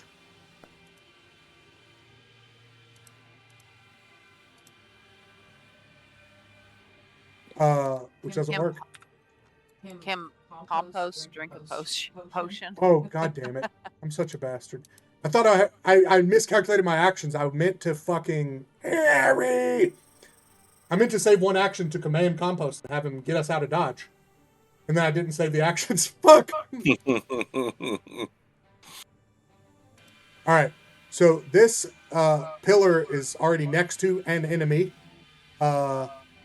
Luckily for you guys, Bo is the only person within 10 feet of it. So it is going to. Lucky for some of you guys. Lucky for everyone except Bo, but lucky for compost. Oh,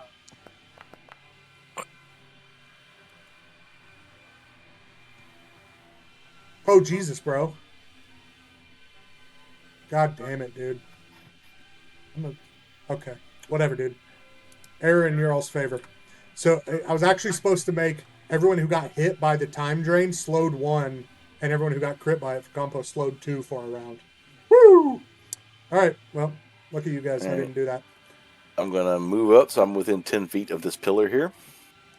Yeah, this pillar here looks like it needs 1 more success to disable it. I'm going to use occultism. Okay. I'm going to stare intently at it. Well, you gotta use some magic juice, not just stare at it. But Well, that's how my magic juice, yeah. shows itself. Mother fudger. No. Be better if you succeeded, though, buddy. It was. It was. My turn. Did you move, Have? I did. Oh, okay. That was 15 feet away, so I had to move, so I was 10 Okay. feet away. Thievery. Okay.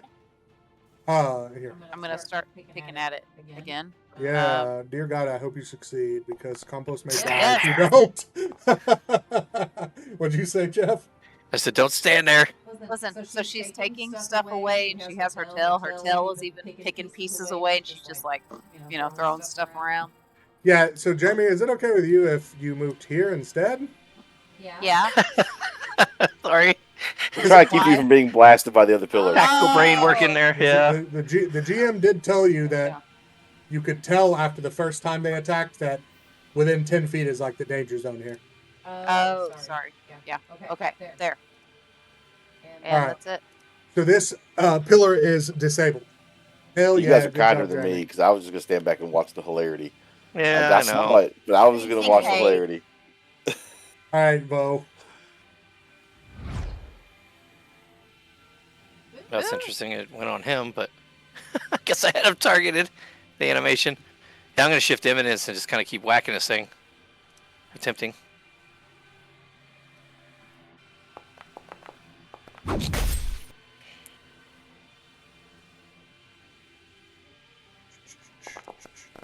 Ew.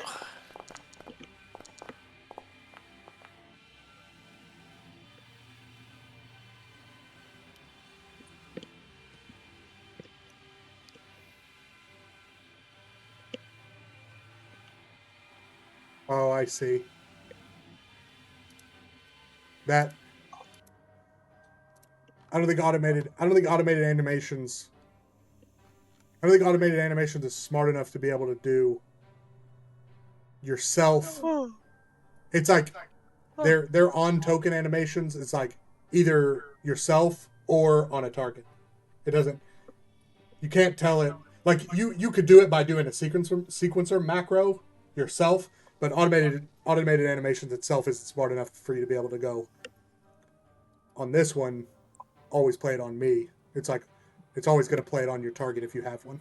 That's why. Okay. I'll just That's remember that for the animation. It's just a graphic, yeah. So Yeah. it's whatever. But okay. So it'll take the physical damage correctly, and then you did 9 spirit damage.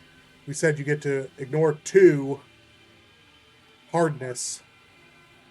Yep. Should do 2 damage, right? So it has ignoring 2 of the hardness. Well, it has 10 hardness. And do So 1 damage. So it's So gonna it have do, 8 hardness. So it's gonna do. I see. So it's gonna do 1 spirit damage.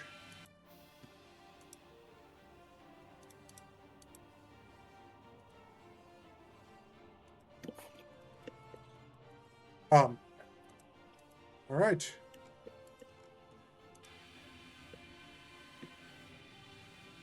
All right. So Renzi is like trying to figure out. I think Renzi says, "Bo, I can't get compost in there to try to attack this pillar. He's really hurting. His sap's pouring out everywhere." But he will cast a protector tree here to try and help Vo.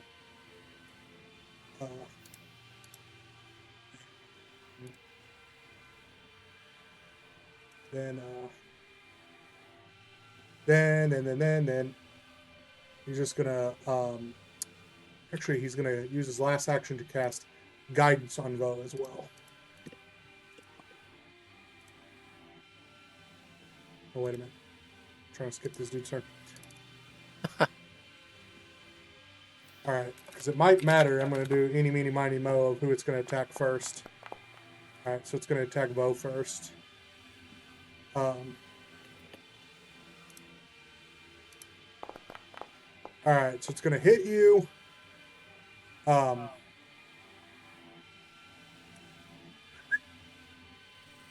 right, so don't take this damage. Protector tree is gonna interpose itself and take this time drain damage first. And then the thing is gonna actually hit the tree itself with the time drain.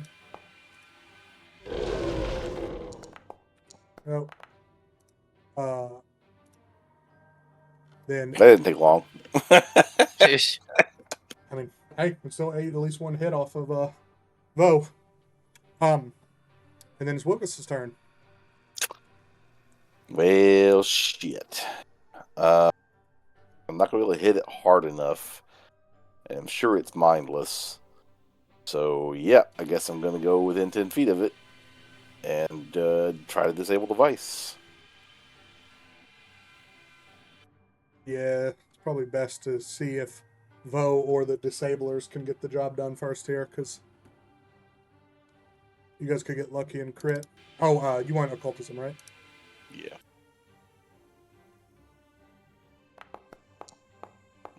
Use my last hero point. Hey! All right, so that's 1 success toward disabling this other pillar here. Okay. I'm gonna move in. Thievery. All right. 1 more step.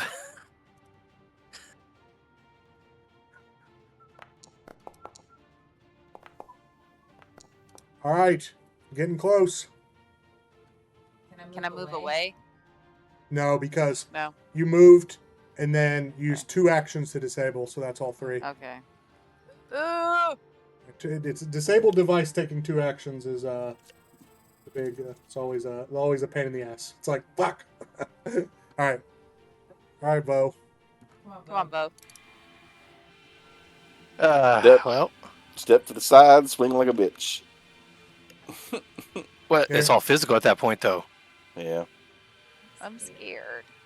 Oh, I was hoping oh, Peaches would move one more step so I could shift imminence and attempt to Sorry. crit it, but Oh shit! Yeah. Damn it.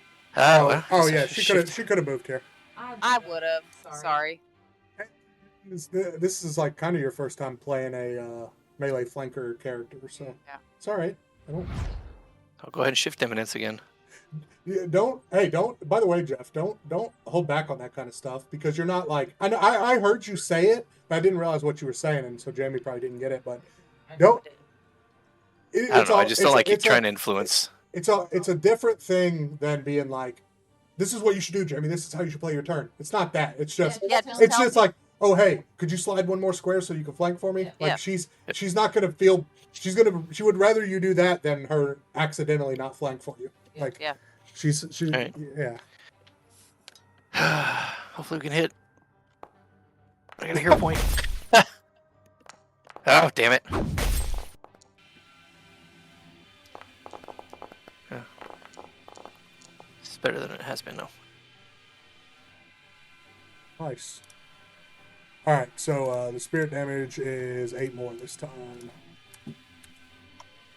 Sorry, I mean he's getting it down. Bo's looking at this pillar and he's like, I think this thing's about 13 out of 44 in terms of how sturdy it still is right now. I think there were originally 44 blocks in here and there's 13 left. So Renzi is like, oh, I can't let my compadres suffer without me. So even knowing it could be really bad, he's going to have Compost move him in so he can try to... She's got to move even closer. So he can try to use Thievery. Yeah, baby! Nice. All right. Disables it. And, all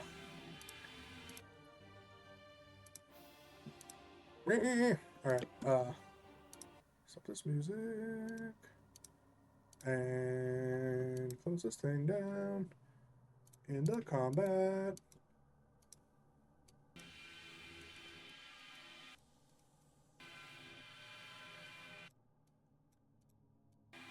Oh, what the hell? I'm getting like... Hey, Fetch a couple tool belt. What's up, Have? I was going to ask you if you remembered to put mystic weapon on a runic weapon on somebody's weapon, or you took the scroll and didn't use it again. I took the scroll, but I was waiting for the right opportunity to use it. You know, this just didn't feel like the right time.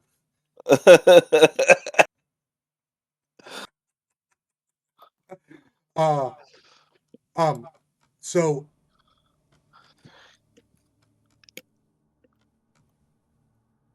okay, so this thing going away.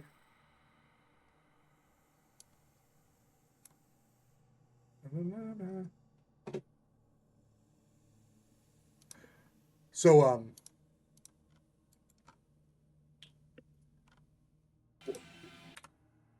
what had happened here is combat ends and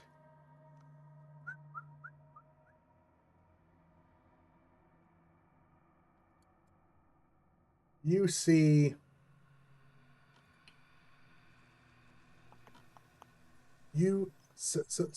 see when both of these pillars are destroyed or deactivated, the dome disappears.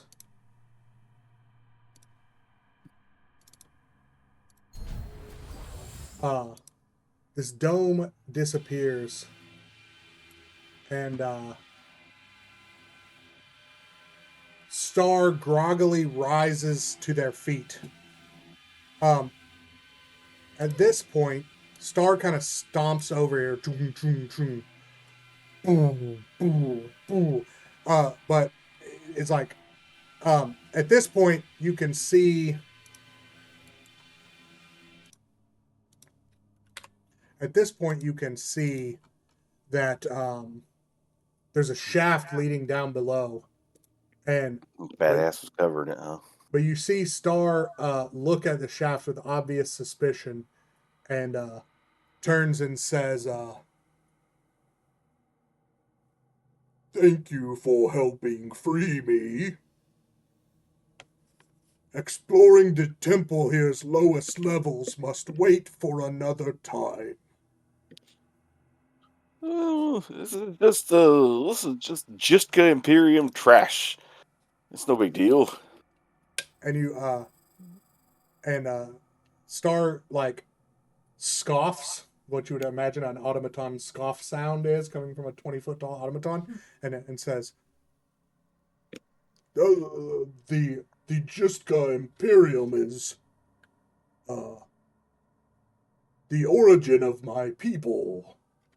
So learning about them is very sacred to me. And hey, you guys notice that this sort of frozen automaton down here that was watching the action nods very slowly, and it glides back into the wall, disappearing. And Star says, "I am very disoriented. I need a short time before I am ready to leave the temple." And Renzi says, "Oh, well, good, because my little partner Compost here is, well, almost just ate dirt, and I gotta heal him up." Alright, so Renzi's gonna heal up Compost, and then take the time to treat wounds on himself as well. Is there anything that That's 20 minutes if anyone needs to do any exploration activities. As this time is going on towards the what were you asking, Jamie? I was gonna say, is there anything you just can do to help Star? I don't think so. Star just needs just take a breather. But as we get to sort of the end of this 20 minutes, we start to hear our characters start to hear coming from this cavern this way what sounds like some sort of grinding noise. Hey, Star, what's that noise? Star says, "I do not know. You can go check it out if you want. I wouldn't mind taking a few more minutes." Okay, stay put.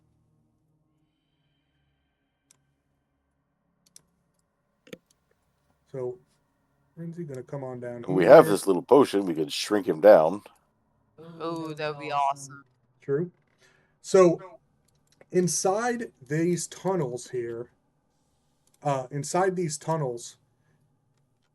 some sort of digging creature excavated these old tunnels long ago, and the air has a metallic taste and smells like damp stone. In one of the alcoves in these tunnels, there are the decaying carapaces of two large insectile creatures. Peaches, I want you to recall, not Peaches, Wilgus, whoever wants to recall knowledge to see if you know anything about these carapaces of these insectile creatures. It would be nature would be the skill in question here, I think. So I guess I probably don't know shit about fuck then. I know a little bit. so I'll have Renzi use this too. Okay. Well, none of us rolled very well, and that is going to be a big bummer, because if someone had succeeded, it might have made this next part a little bit potentially easier. But we see these carapaces, and we're all like, I don't know what those belong to. And then instead of a super ancient old dead carapace, the grinding noise gets louder, and bursting from below is a living version of this insectile creature. Ew. And it No. burst straight up out of the ground, I don't like it. and also Is this rolls. going to be a straight up fight or just another bug hunt? Who are you talking to? I'm talking meta talk. This is an alien quote. I don't like it. I didn't get your quote. Also, much like how Robert Downey Jr.'s character from Pathfinder doesn't break character until the DVD commentary is done, I don't break character until the RPG session's done, okay? So I don't get your joke. That's me coping because I didn't get the reference and I feel left out that I didn't get the reference. Just tell him where What was it from Alien? Yeah. I love it. It's Bill Paxton's character in Aliens. Oh yeah, I love Alien and Aliens, but haven't seen them enough times to probably like get a quote like that. I guess. What was the quote? Is this going to be a straight up fight or just another bug hunt? Oh, okay. So, had somebody successfully recalled knowledge, I was going to let you know. Oh yeah, you recognize these carapaces as like an uncrav, and what you know about them is that grinding sound you hear is probably one, and you probably should make sure you're all not standing close to each other, because one of the things they're known for is just spitting a cone of acid on people. Oh, you mean like the way we're all clustered together right there? Yep. God Okay. damn it. Cool. So let's call So this. you're saying we shouldn't be doing that. And we shouldn't have lost initiative so it can go before all of us. Yeah, I was basically thinking to myself, like, Yeah. they are they'll probably win initiative, though, even if they don't manage to recall knowledge. But turns out, not only did none of us recall knowledge successfully, then we also all lost initiative to it. So it's just the worst of all worlds. And Oh, Jesus. everyone here is about to get turbo blasted with acid damage. Let me drag the save to it. Bloop. I'm going to use my reaction and say no. No.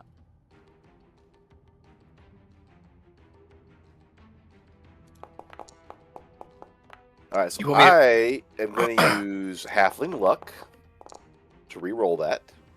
Yeah, can I... How do I How do you what? do a hero point? And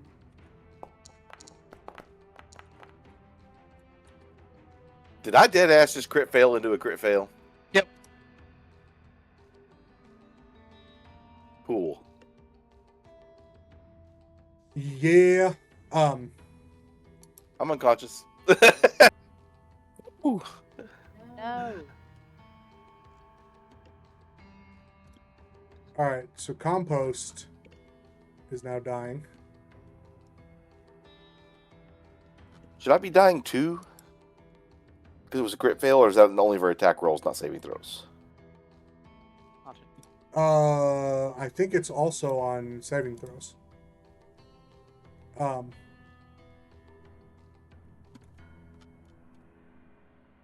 Did everyone take the appropriate damage? Yes.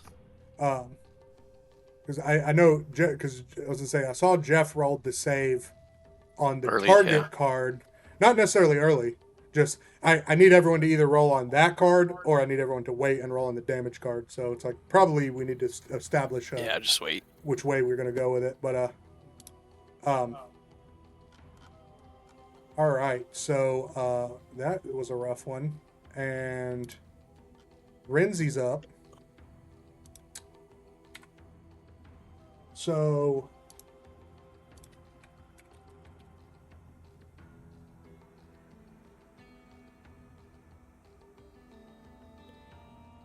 Do I still get a recall on initiative or no? Thank you. yes, yeah. Go ahead. Okay.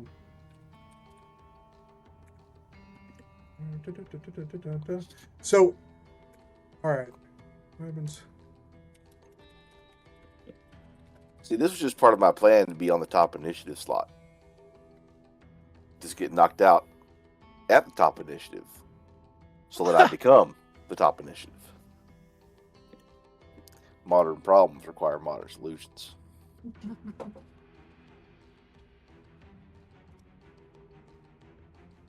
So, who's Pathfinder 1? Trying to find out what happens to me when my mount goes unconscious. I think it knocks me off, but I can't find the fucking rule for it.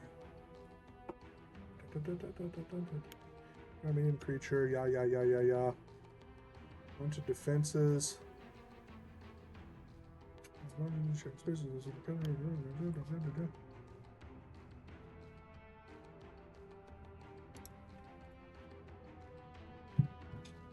All right, so I think that Renzi gets thrown off and ends up being prone.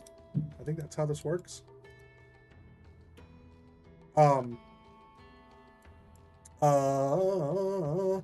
So Renzi is going to, from a lying position on the ground, send a 3-action heal spell.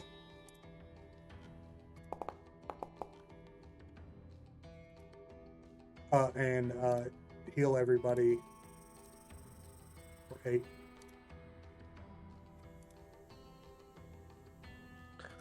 What I'm seeing, Josh, is basically they're using the unconscious rules. When a creature goes unconscious, it drops whatever it's holding and falls prone.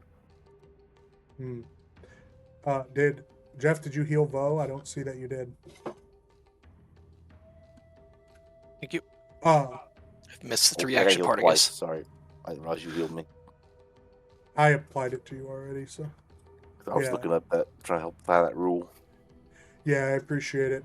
So that's all Renzi does, is just from the lying position, and he does not manage to get rid of his persistent acid damage either, so that sucks.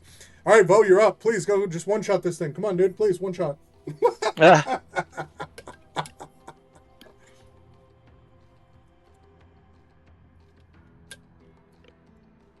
Guess I'll move there. Oh, man. Yeah, I might as well try and fracture mountain. Did not succeed on your recall knowledge, Jamie. I didn't think so.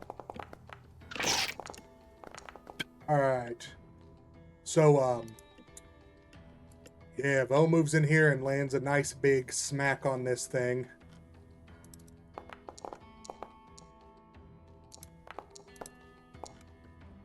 And then, Peaches, it is your turn. Okay, so Now, Jamie, if you're wanting to get the thing off guard so that you can sneak attack it, you're going to need to either move all the way up here to flank it, or you could try to recall knowledge successfully, or you could tumble through and then end up wherever. I want to move up there. So So go like this, okay. because you could squeeze through this little bit, and it doesn't have a reaction to attack you with. So that takes you 2 actions, but you still have 1 more action with which to So do your thing. to hit it. Yeah. Boom. Yeah, strike it. Go. Please hit. Yes. All right. Get it with the old grappling hook. Put some damage on it. All right.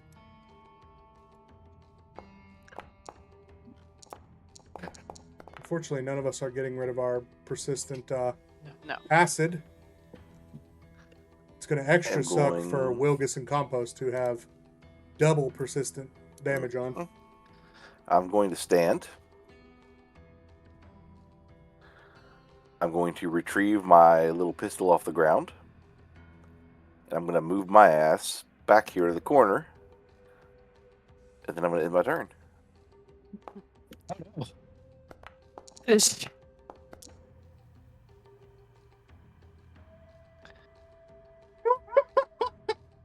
and I'm gonna go unconscious No. So, all and right. drop my pistol and go prone again. All right, so this thing is going to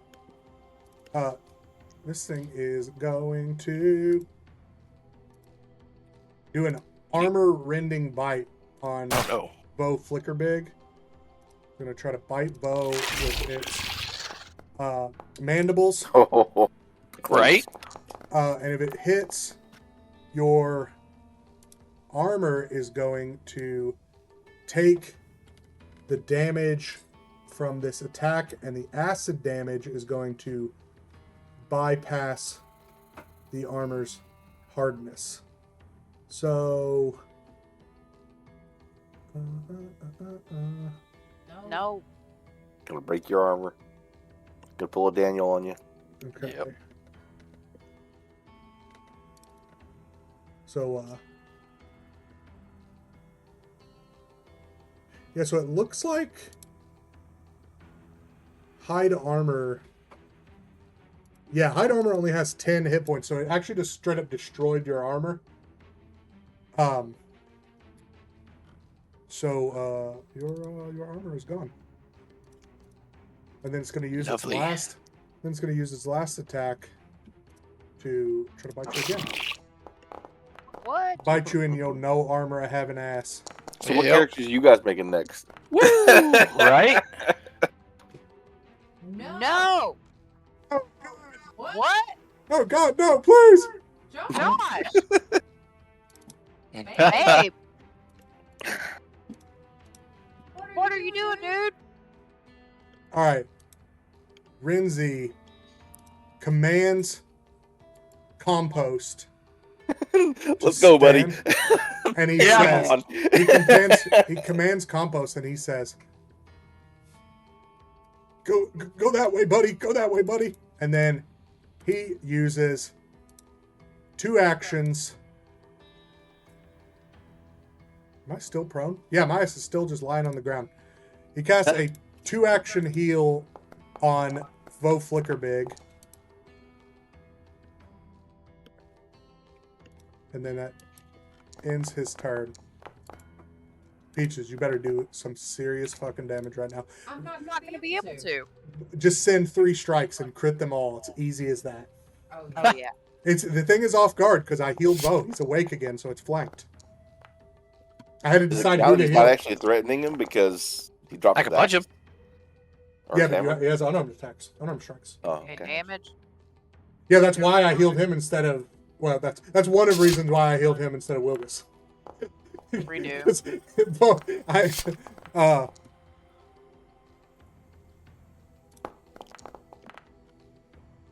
And then All right, hold on. Let me apply the damages we have so far. Skadoosh.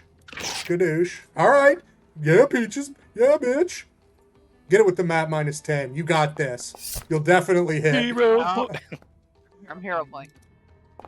I don't know if Oh, damn it. I don't know if I would have Yeah. hero pointed a map -10 attack, but you know what? Is that your Hero- last hero point? Wow. Heroic moves That's all I require got. heroic deeds. All right. And here's where I die. Okay. So all right. So you're dying too. Okay. So first you got to I make fail your, my save and I take my persistent damage. I'm dead. so don't fail your save. It's easy as that, Don't right? fail. It's easy. It's easy. It's easy. It's only what, a DC 12 flat check? Really? Dead. Really? I can't. Maybe the Is that it? persistent damage will just do no damage. No, Wilgus! Wilgus is dead! Oh my god. I can't. He definitely is. You guys should Now, have been like, you cannot blame that shit on me. I got away from the monster. I did You guys it. you guys should have been like, you know what? Whatever that sound is over there, who gives a fuck? We did the mission. We got stars. Let's just get out of here. I knew you guys couldn't resist though. I was like, I'm gonna tell them they hear a noise, and there's no way they're gonna resist going towards the noise. Well, fuck it. I guess I will stand, pick up my weapon, and try and hit this thing. With no rage. Come on, Always D12. me. Why is it always me? I had self-preservation. You can't say I didn't. Wait a minute. I'm confused. Hold on. What did you What? do? Stood, picked up my weapon, and swung. Well, you didn't stand. You're still prone. Oh, well, shit. Forgot to remove that. Oh, okay. See, because I thought you, I can't remove it. Oh, I'm clicking the wrong icon. That's why. I thought you woke up, re-raged, but No. can you even rage again? I just don't gain the 10 hit points, I don't think, right? Oh yeah, I think that's how it works. I think you might end up becoming exhausted when it's over. I may be thinking of something crazy, but anyways, because I was like, oh, yeah, you didn't rage, but that's all right. Still did some nice ass damage. Killed the thing. You lose remaining hit points from a rage. You can't gain temporary hit points using a rage for 1 minute. Yeah, there's no limitations on being able to re-rage, doesn't look like. There's I swear to God, there's some barbarian feat that let me Yeah, it's like all in or something like that. It's a strike. That's what it is, right? It's like You give everything into a strike, and you it's do. like you end your rage, right? Yeah. And you something like that. Furious finish. Basically, Yes. do more damage, but then you become fatigued until you rest for 10 minutes. That's what I was thinking of. So, I have to admit something that is so. I have to admit something that's so funny. This is so funny, but also it's so fucking cursed because it makes me look even worse than ever in terms of the fact that I'm the Slayer of Have. This encounter is not part of this Pathfinder Society scenario. The only thing that's in this room is like 2 dead uncrabs that you can should see be the ashamed. carapaces of. And I was like, this scenario is going to be way too short. There's this easy ass fight against gremlins, and then there's this maybe moderate-ish fight against these pillars, and it's over. And I was like, wouldn't it be cool if there was like a fucking cool encrab in this tunnel instead of just carapaces? So I put one. And it's only a moderate encounter. It's just 2 levels higher than you guys. It shouldn't have killed someone. But everything went the wrong way. 4 people failed to recall knowledge to go like, if there's an uncrab here, we shouldn't all stand together. It won initiative, so you didn't get a chance to spread out. And then it just butt-fucked everybody with persistent acid damage. You know, and it's killed even- me. Like, It's even worse than that because I had already gone down and was dying, and you healed Jeff instead of me, or I'd have lived. Jeff Well- could have lived being down longer than I could have. I knew that, but I also knew without Vo flanking for Peaches, she was gonna have a really hard time helping kill the thing. Like I was like, we need Vo alive or conscious so that those 2 can flank for each other, so we just win the fight and everyone doesn't die.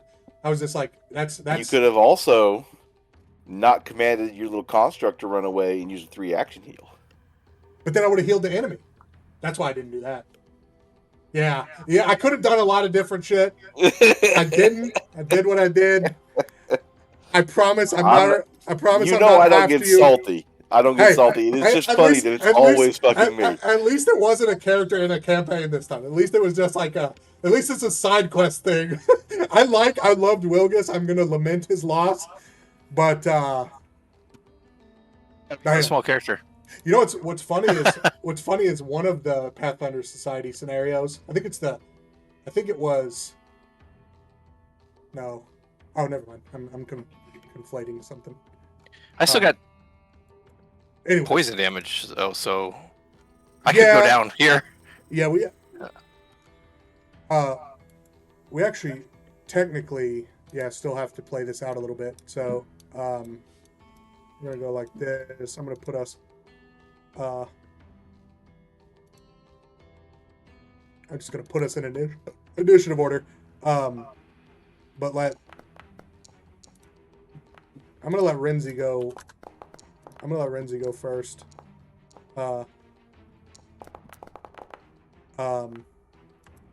Because he would be like trying to, like he would come over here.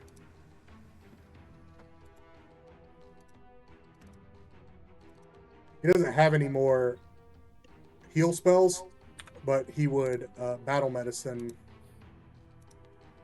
Peaches here. Okay.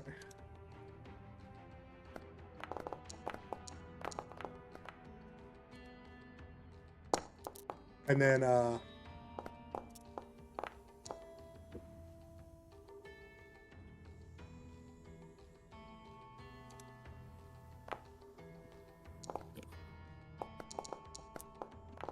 right, Peaches. Oh no! Do you want to do like an assisted recovery thing to try and help Vo get rid of his? Yeah. Okay, so you can just spend like 2 actions and be trying to like help get the acid off his skin and stuff. Yeah. So Vo can just roll a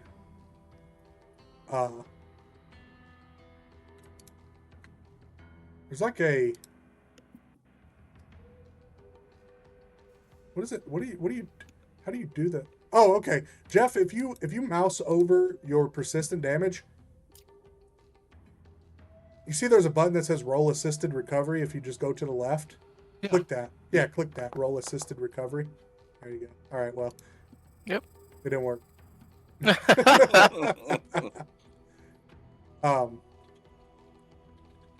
Technically, well, it didn't decrease the DC, but that's fine. All right, so Peaches got rid of her persistent. In my turn.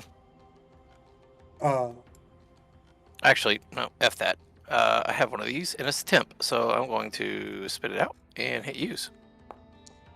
And apply 2 healing. Bro, I still didn't get to use the runic weapon scroll to buff Bo or Peaches. I was going to do it in this fight, and then I didn't get to because, yeah.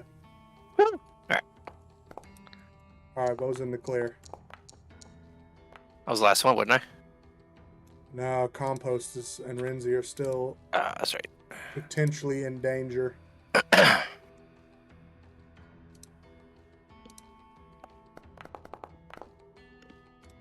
Okay, so Renzi heals Compost for 1 damage. And then, okay, Renzi gets rid of his persistent damage. Let's see if Compost can get rid of his. He doesn't. Can I give Compost a potion. Yeah, if you want. Okay. Compost is dying again. Give Compost. this.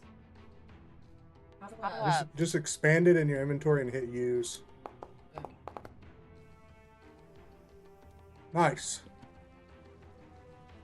Compost, don't die! I like sitting on you. All right. All right. Vo. I don't have anything really. First aid. Damn. I've got a lesser healing potion on my body that I bought. It wasn't one of the ones that, was part of the provisions or whatever. All right. Renzi's gonna give Compost some temporary HP with a rousing splash spell, and then I have no more healing. So maybe. I didn't mean to pause again. So, yeah, I mean, I guess Renzi will run over here to prepare to loot a healing potion off Lucas's body next turn. And then Compost has to do this. No. Well, he didn't go unconscious again. That's good. All right, Peach's turn. You can try to do... Oh, she has another potion? Oh, shit. Yep. Dude, she's really saving Compost's ass. I am. I like those. Oh my god. Oh. Okay. I appreciate you putting this effort in here because you could just be like, you could just get a new animal companion after a week of Yeah. downtime. I like compost. I don't want compost to die. I don't either. Compost means more to me than Wilgus. Oh god. Clearly. Well, then I guess I will attempt to use another healing potion too. Compost. I love I that will Wilkins is move. over here just fucking dead and melted from acid. Y'all are trying to save the fucking root ball chair. I guess this is on him. I love compost. Damn, Bo hit him with the lesser healing potion too. Hell he, yeah. he gave him the big money one. Renzi's gonna owe Bo some gold after this. Just keep me alive. Venmo. yeah, Venmo me, bro. What the hell? How does this work? I never used this before. Is this the trade thing from Tool Belt? Yeah, I'm trying to make it give you this potion. All right. Go to Renzi's turn. It says receiving healing potion. Oh, I have to accept offer, and then I guess you accept offer up at the top.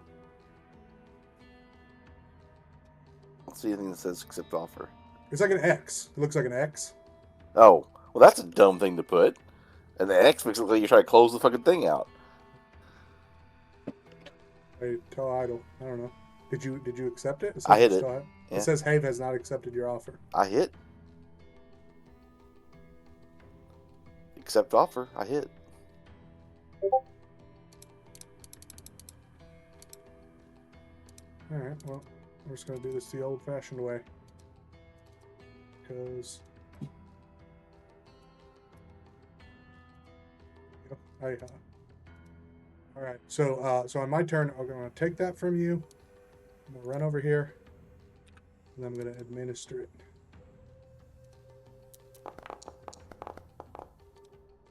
Damn, compost is doing good. All right, come on, compost. Goddamn, dude, just make a recovery check. Can't do an assisted recovery because I had to use all my actions to do the thing. Is Peach is gonna try to assisted recovery? Yep. Trying to remember how. Do I go to aid? Assistant damage. Assisted recovery. No. So like you got to use two actions. You just like you're trying to like take the water from your water skin and like wash the acid off of Okay. compost or something like that. Yeah. Alright, so I'm gonna say it just reduces it to a DC 10 flat check because you're just dumping water all over this hoe. All right, so he gets it. Yes. It's off of him, and we scramble, and Renzi, finally sets in that Whoops died, and Renzi drops to his knees in the cave, and he says, "No."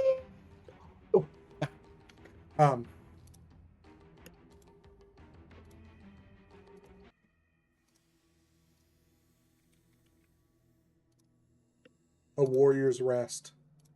What song I'm going to put on? I think Peaches is being a little silly head. Comes over to Vogue, and she's like, "Just feel really sad that he's gone." Just playing it up. Times the adventure life claims people. Sometimes it claims the same person over and over again. Some people have no luck.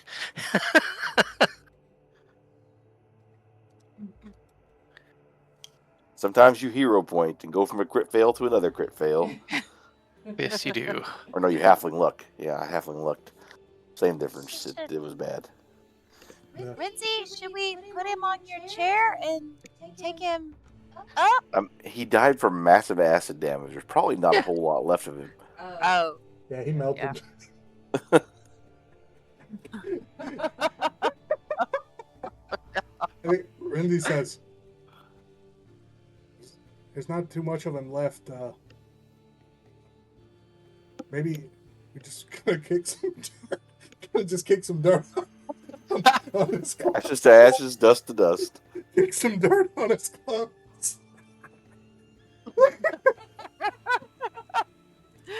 Oh my god, it's so bad. Okay. It says, It's that Breaking Bad scene where they try to melt his body in the bathtub and they used the wrong acid, melted the tub, Oh. and Gross. ugh. Falls through the floor. Yeah. Lindsay says, I'm gonna miss you, Wilgus, old buddy. Gonna miss you. And then I delete Hell out of here.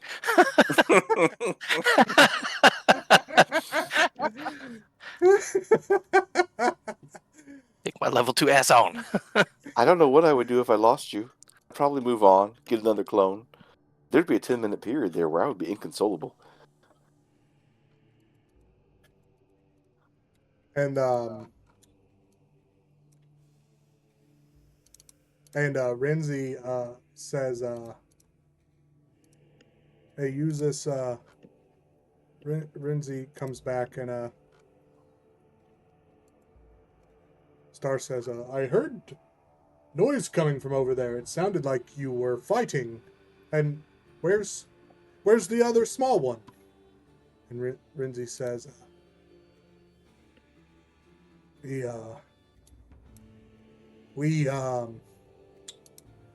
died. He acid just burned him up. And he tells Star to drink this healing potion, and then he says, all right, climb up on compost. You can take a ride too. And then now compost with both Renzi and shrunken down Star rides out of this place. Like you, I fell on top of that healing potion when I fell, and that shrinking potion when I fell, and I crushed it, and it spilled everywhere. And you don't have any way to get Star out, so fuck you. You fail your quest. No.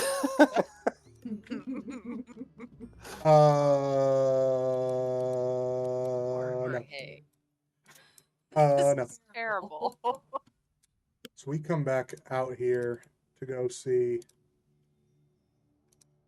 the venture captain and Katie did and so forth. And we open up this stuff again. So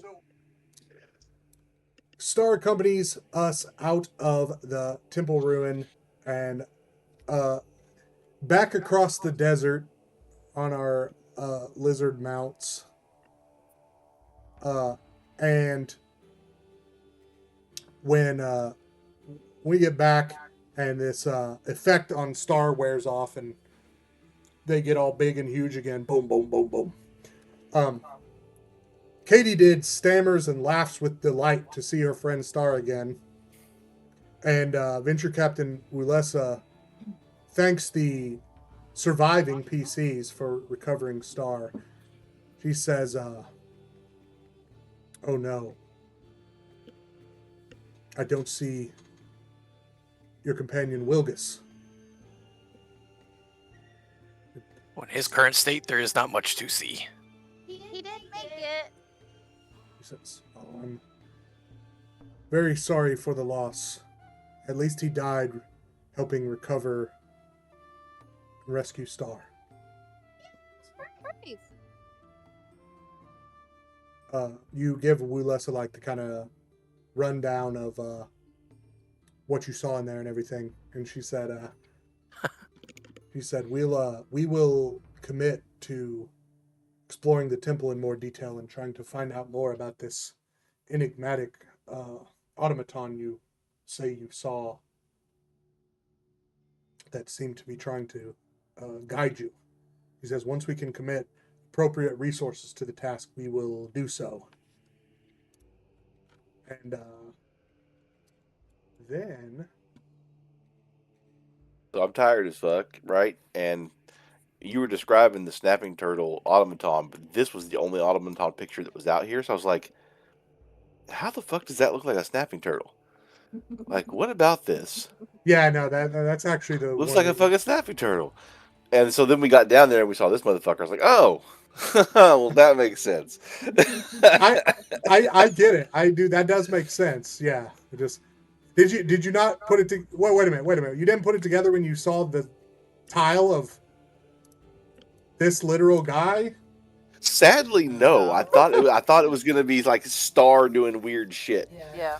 Oh, I see. So- But okay. So everyone who's not dead, everyone who's alive right now, go ahead and add 4 reputation with your chosen faction. So that puts Renzi at 16 with the Horizon Hunters.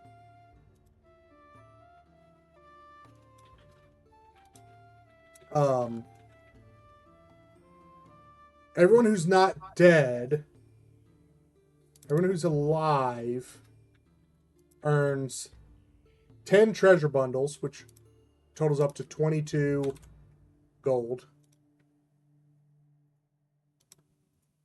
So add 22 gold to your sheet. I gotta buy armor again, right? There's no way to repair that. Yeah, no, it got destroyed completely. Now Okay. it's broken.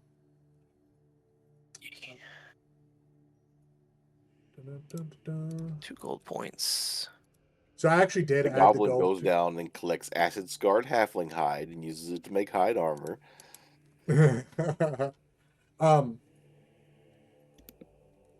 So damn, dude, imagine if I just hadn't decided to just put that extra encounter in there, we'd already just be moving on playing the next scenario. You might be alive. God damn, dude, I really am destined to kill you. All right, so I have his cut of the gold and put a striking rune on my weapon. no, you cannot.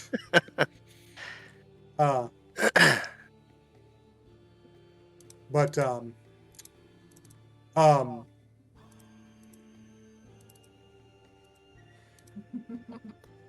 so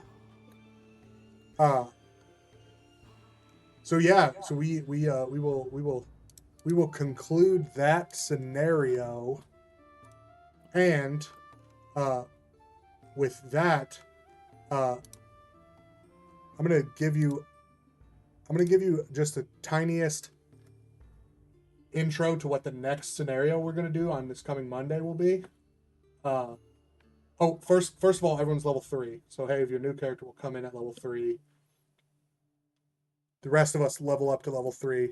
Jamie, we already did the stuff on Path Builder, so I'll get the characters updated based on what we talked about.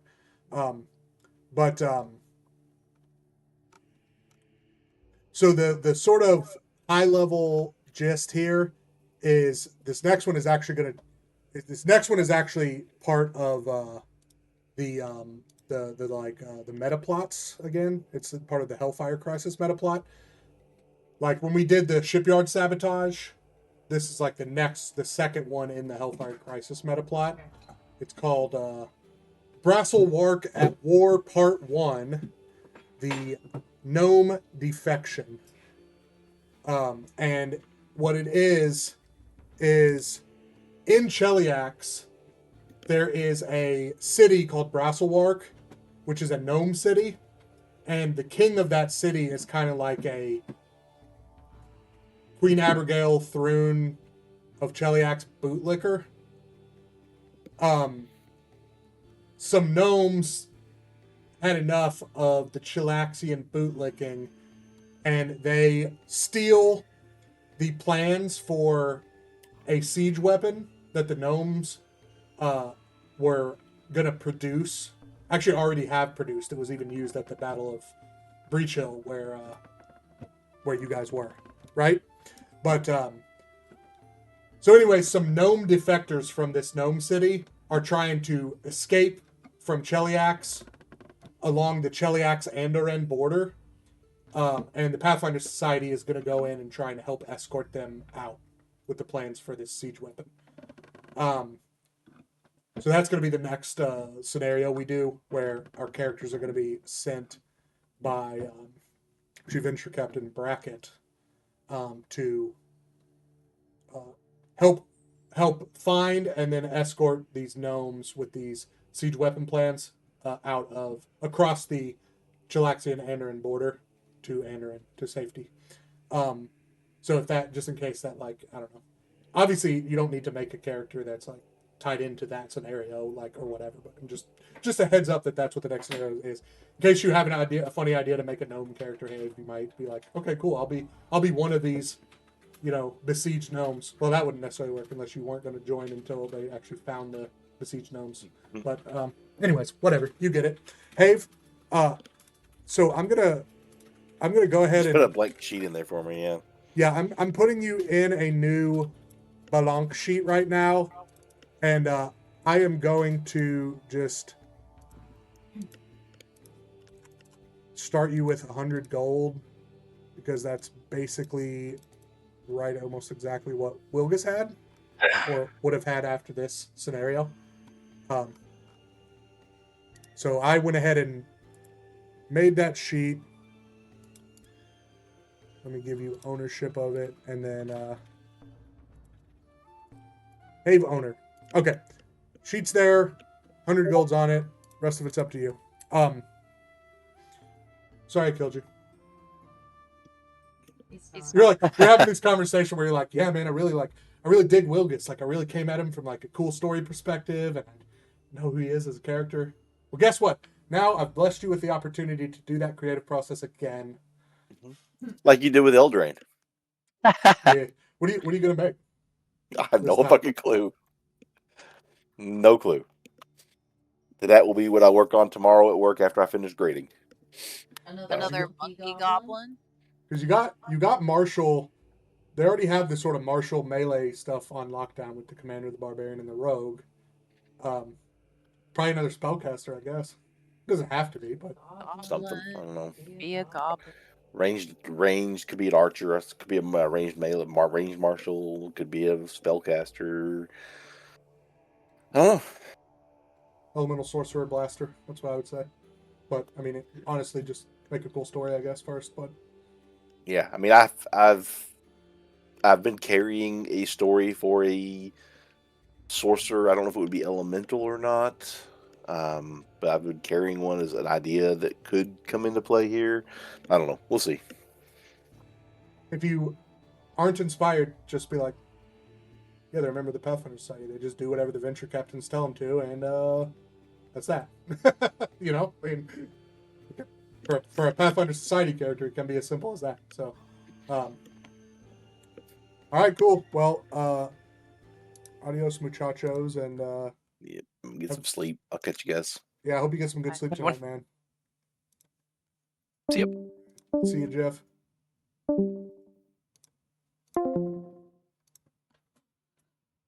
La, la, la, la, la, la, la, la.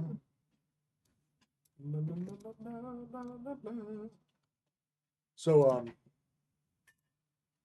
love you. Love you. You want to Babe. help me level up Peaches here? We'll try doing it with the Path Builder thing. Let's put JSON.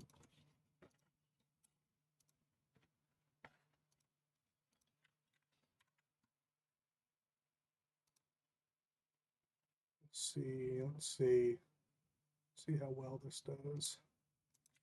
Skadoosh.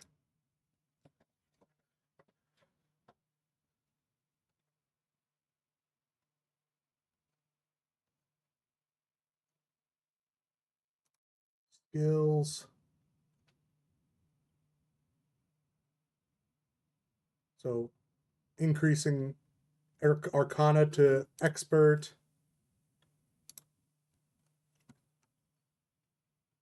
Quiet allies feat. Yep. fleet feet.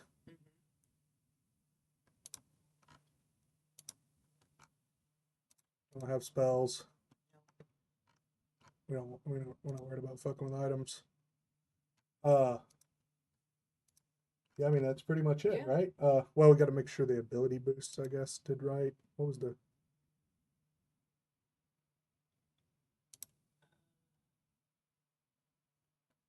Yeah, boosted the con to 2. Or no, wisdom to 3. I mean, yeah, boosted the wisdom to 3. Got quiet allies feat. Got fleet general feat. Yeah. Expert arcana. Yeah, good to go. Looks good. Thank you. Hello, you. That was fun. I feel bad for Hay. Yeah, whoopsie daisy.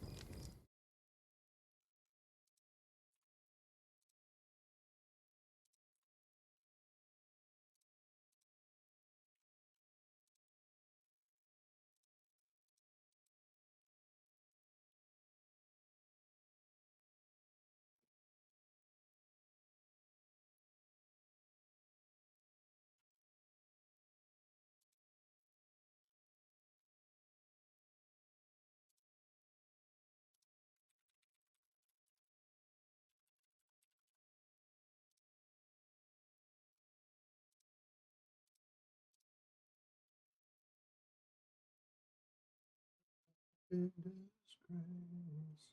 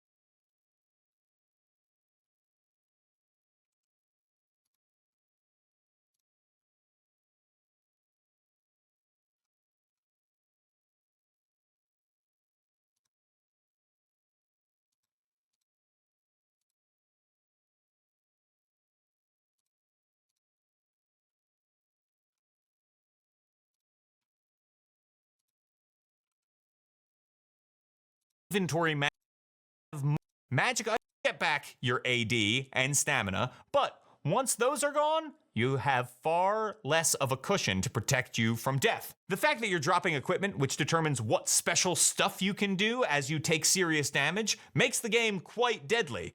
As you take wounds, you'll have to choose what you'll drop. This creates a dramatic moment where some pieces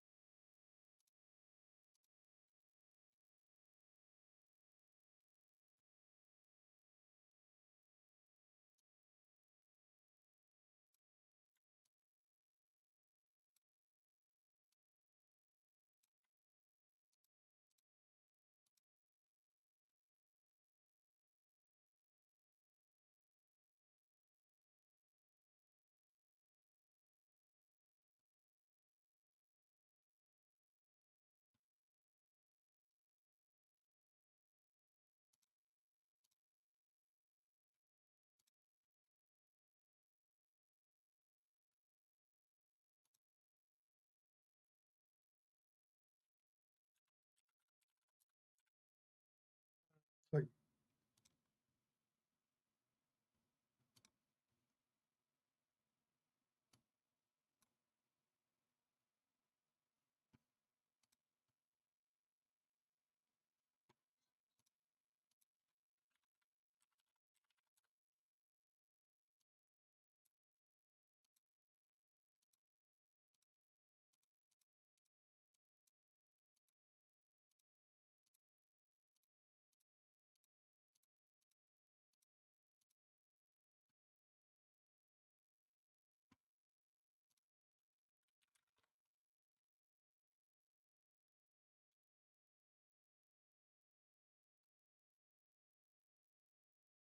I'm trying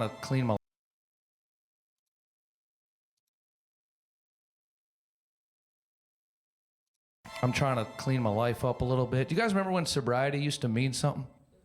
Of course you don't. You're all 12. All right? I heard that you're all Gen Z. Do you think I'm Gen Z?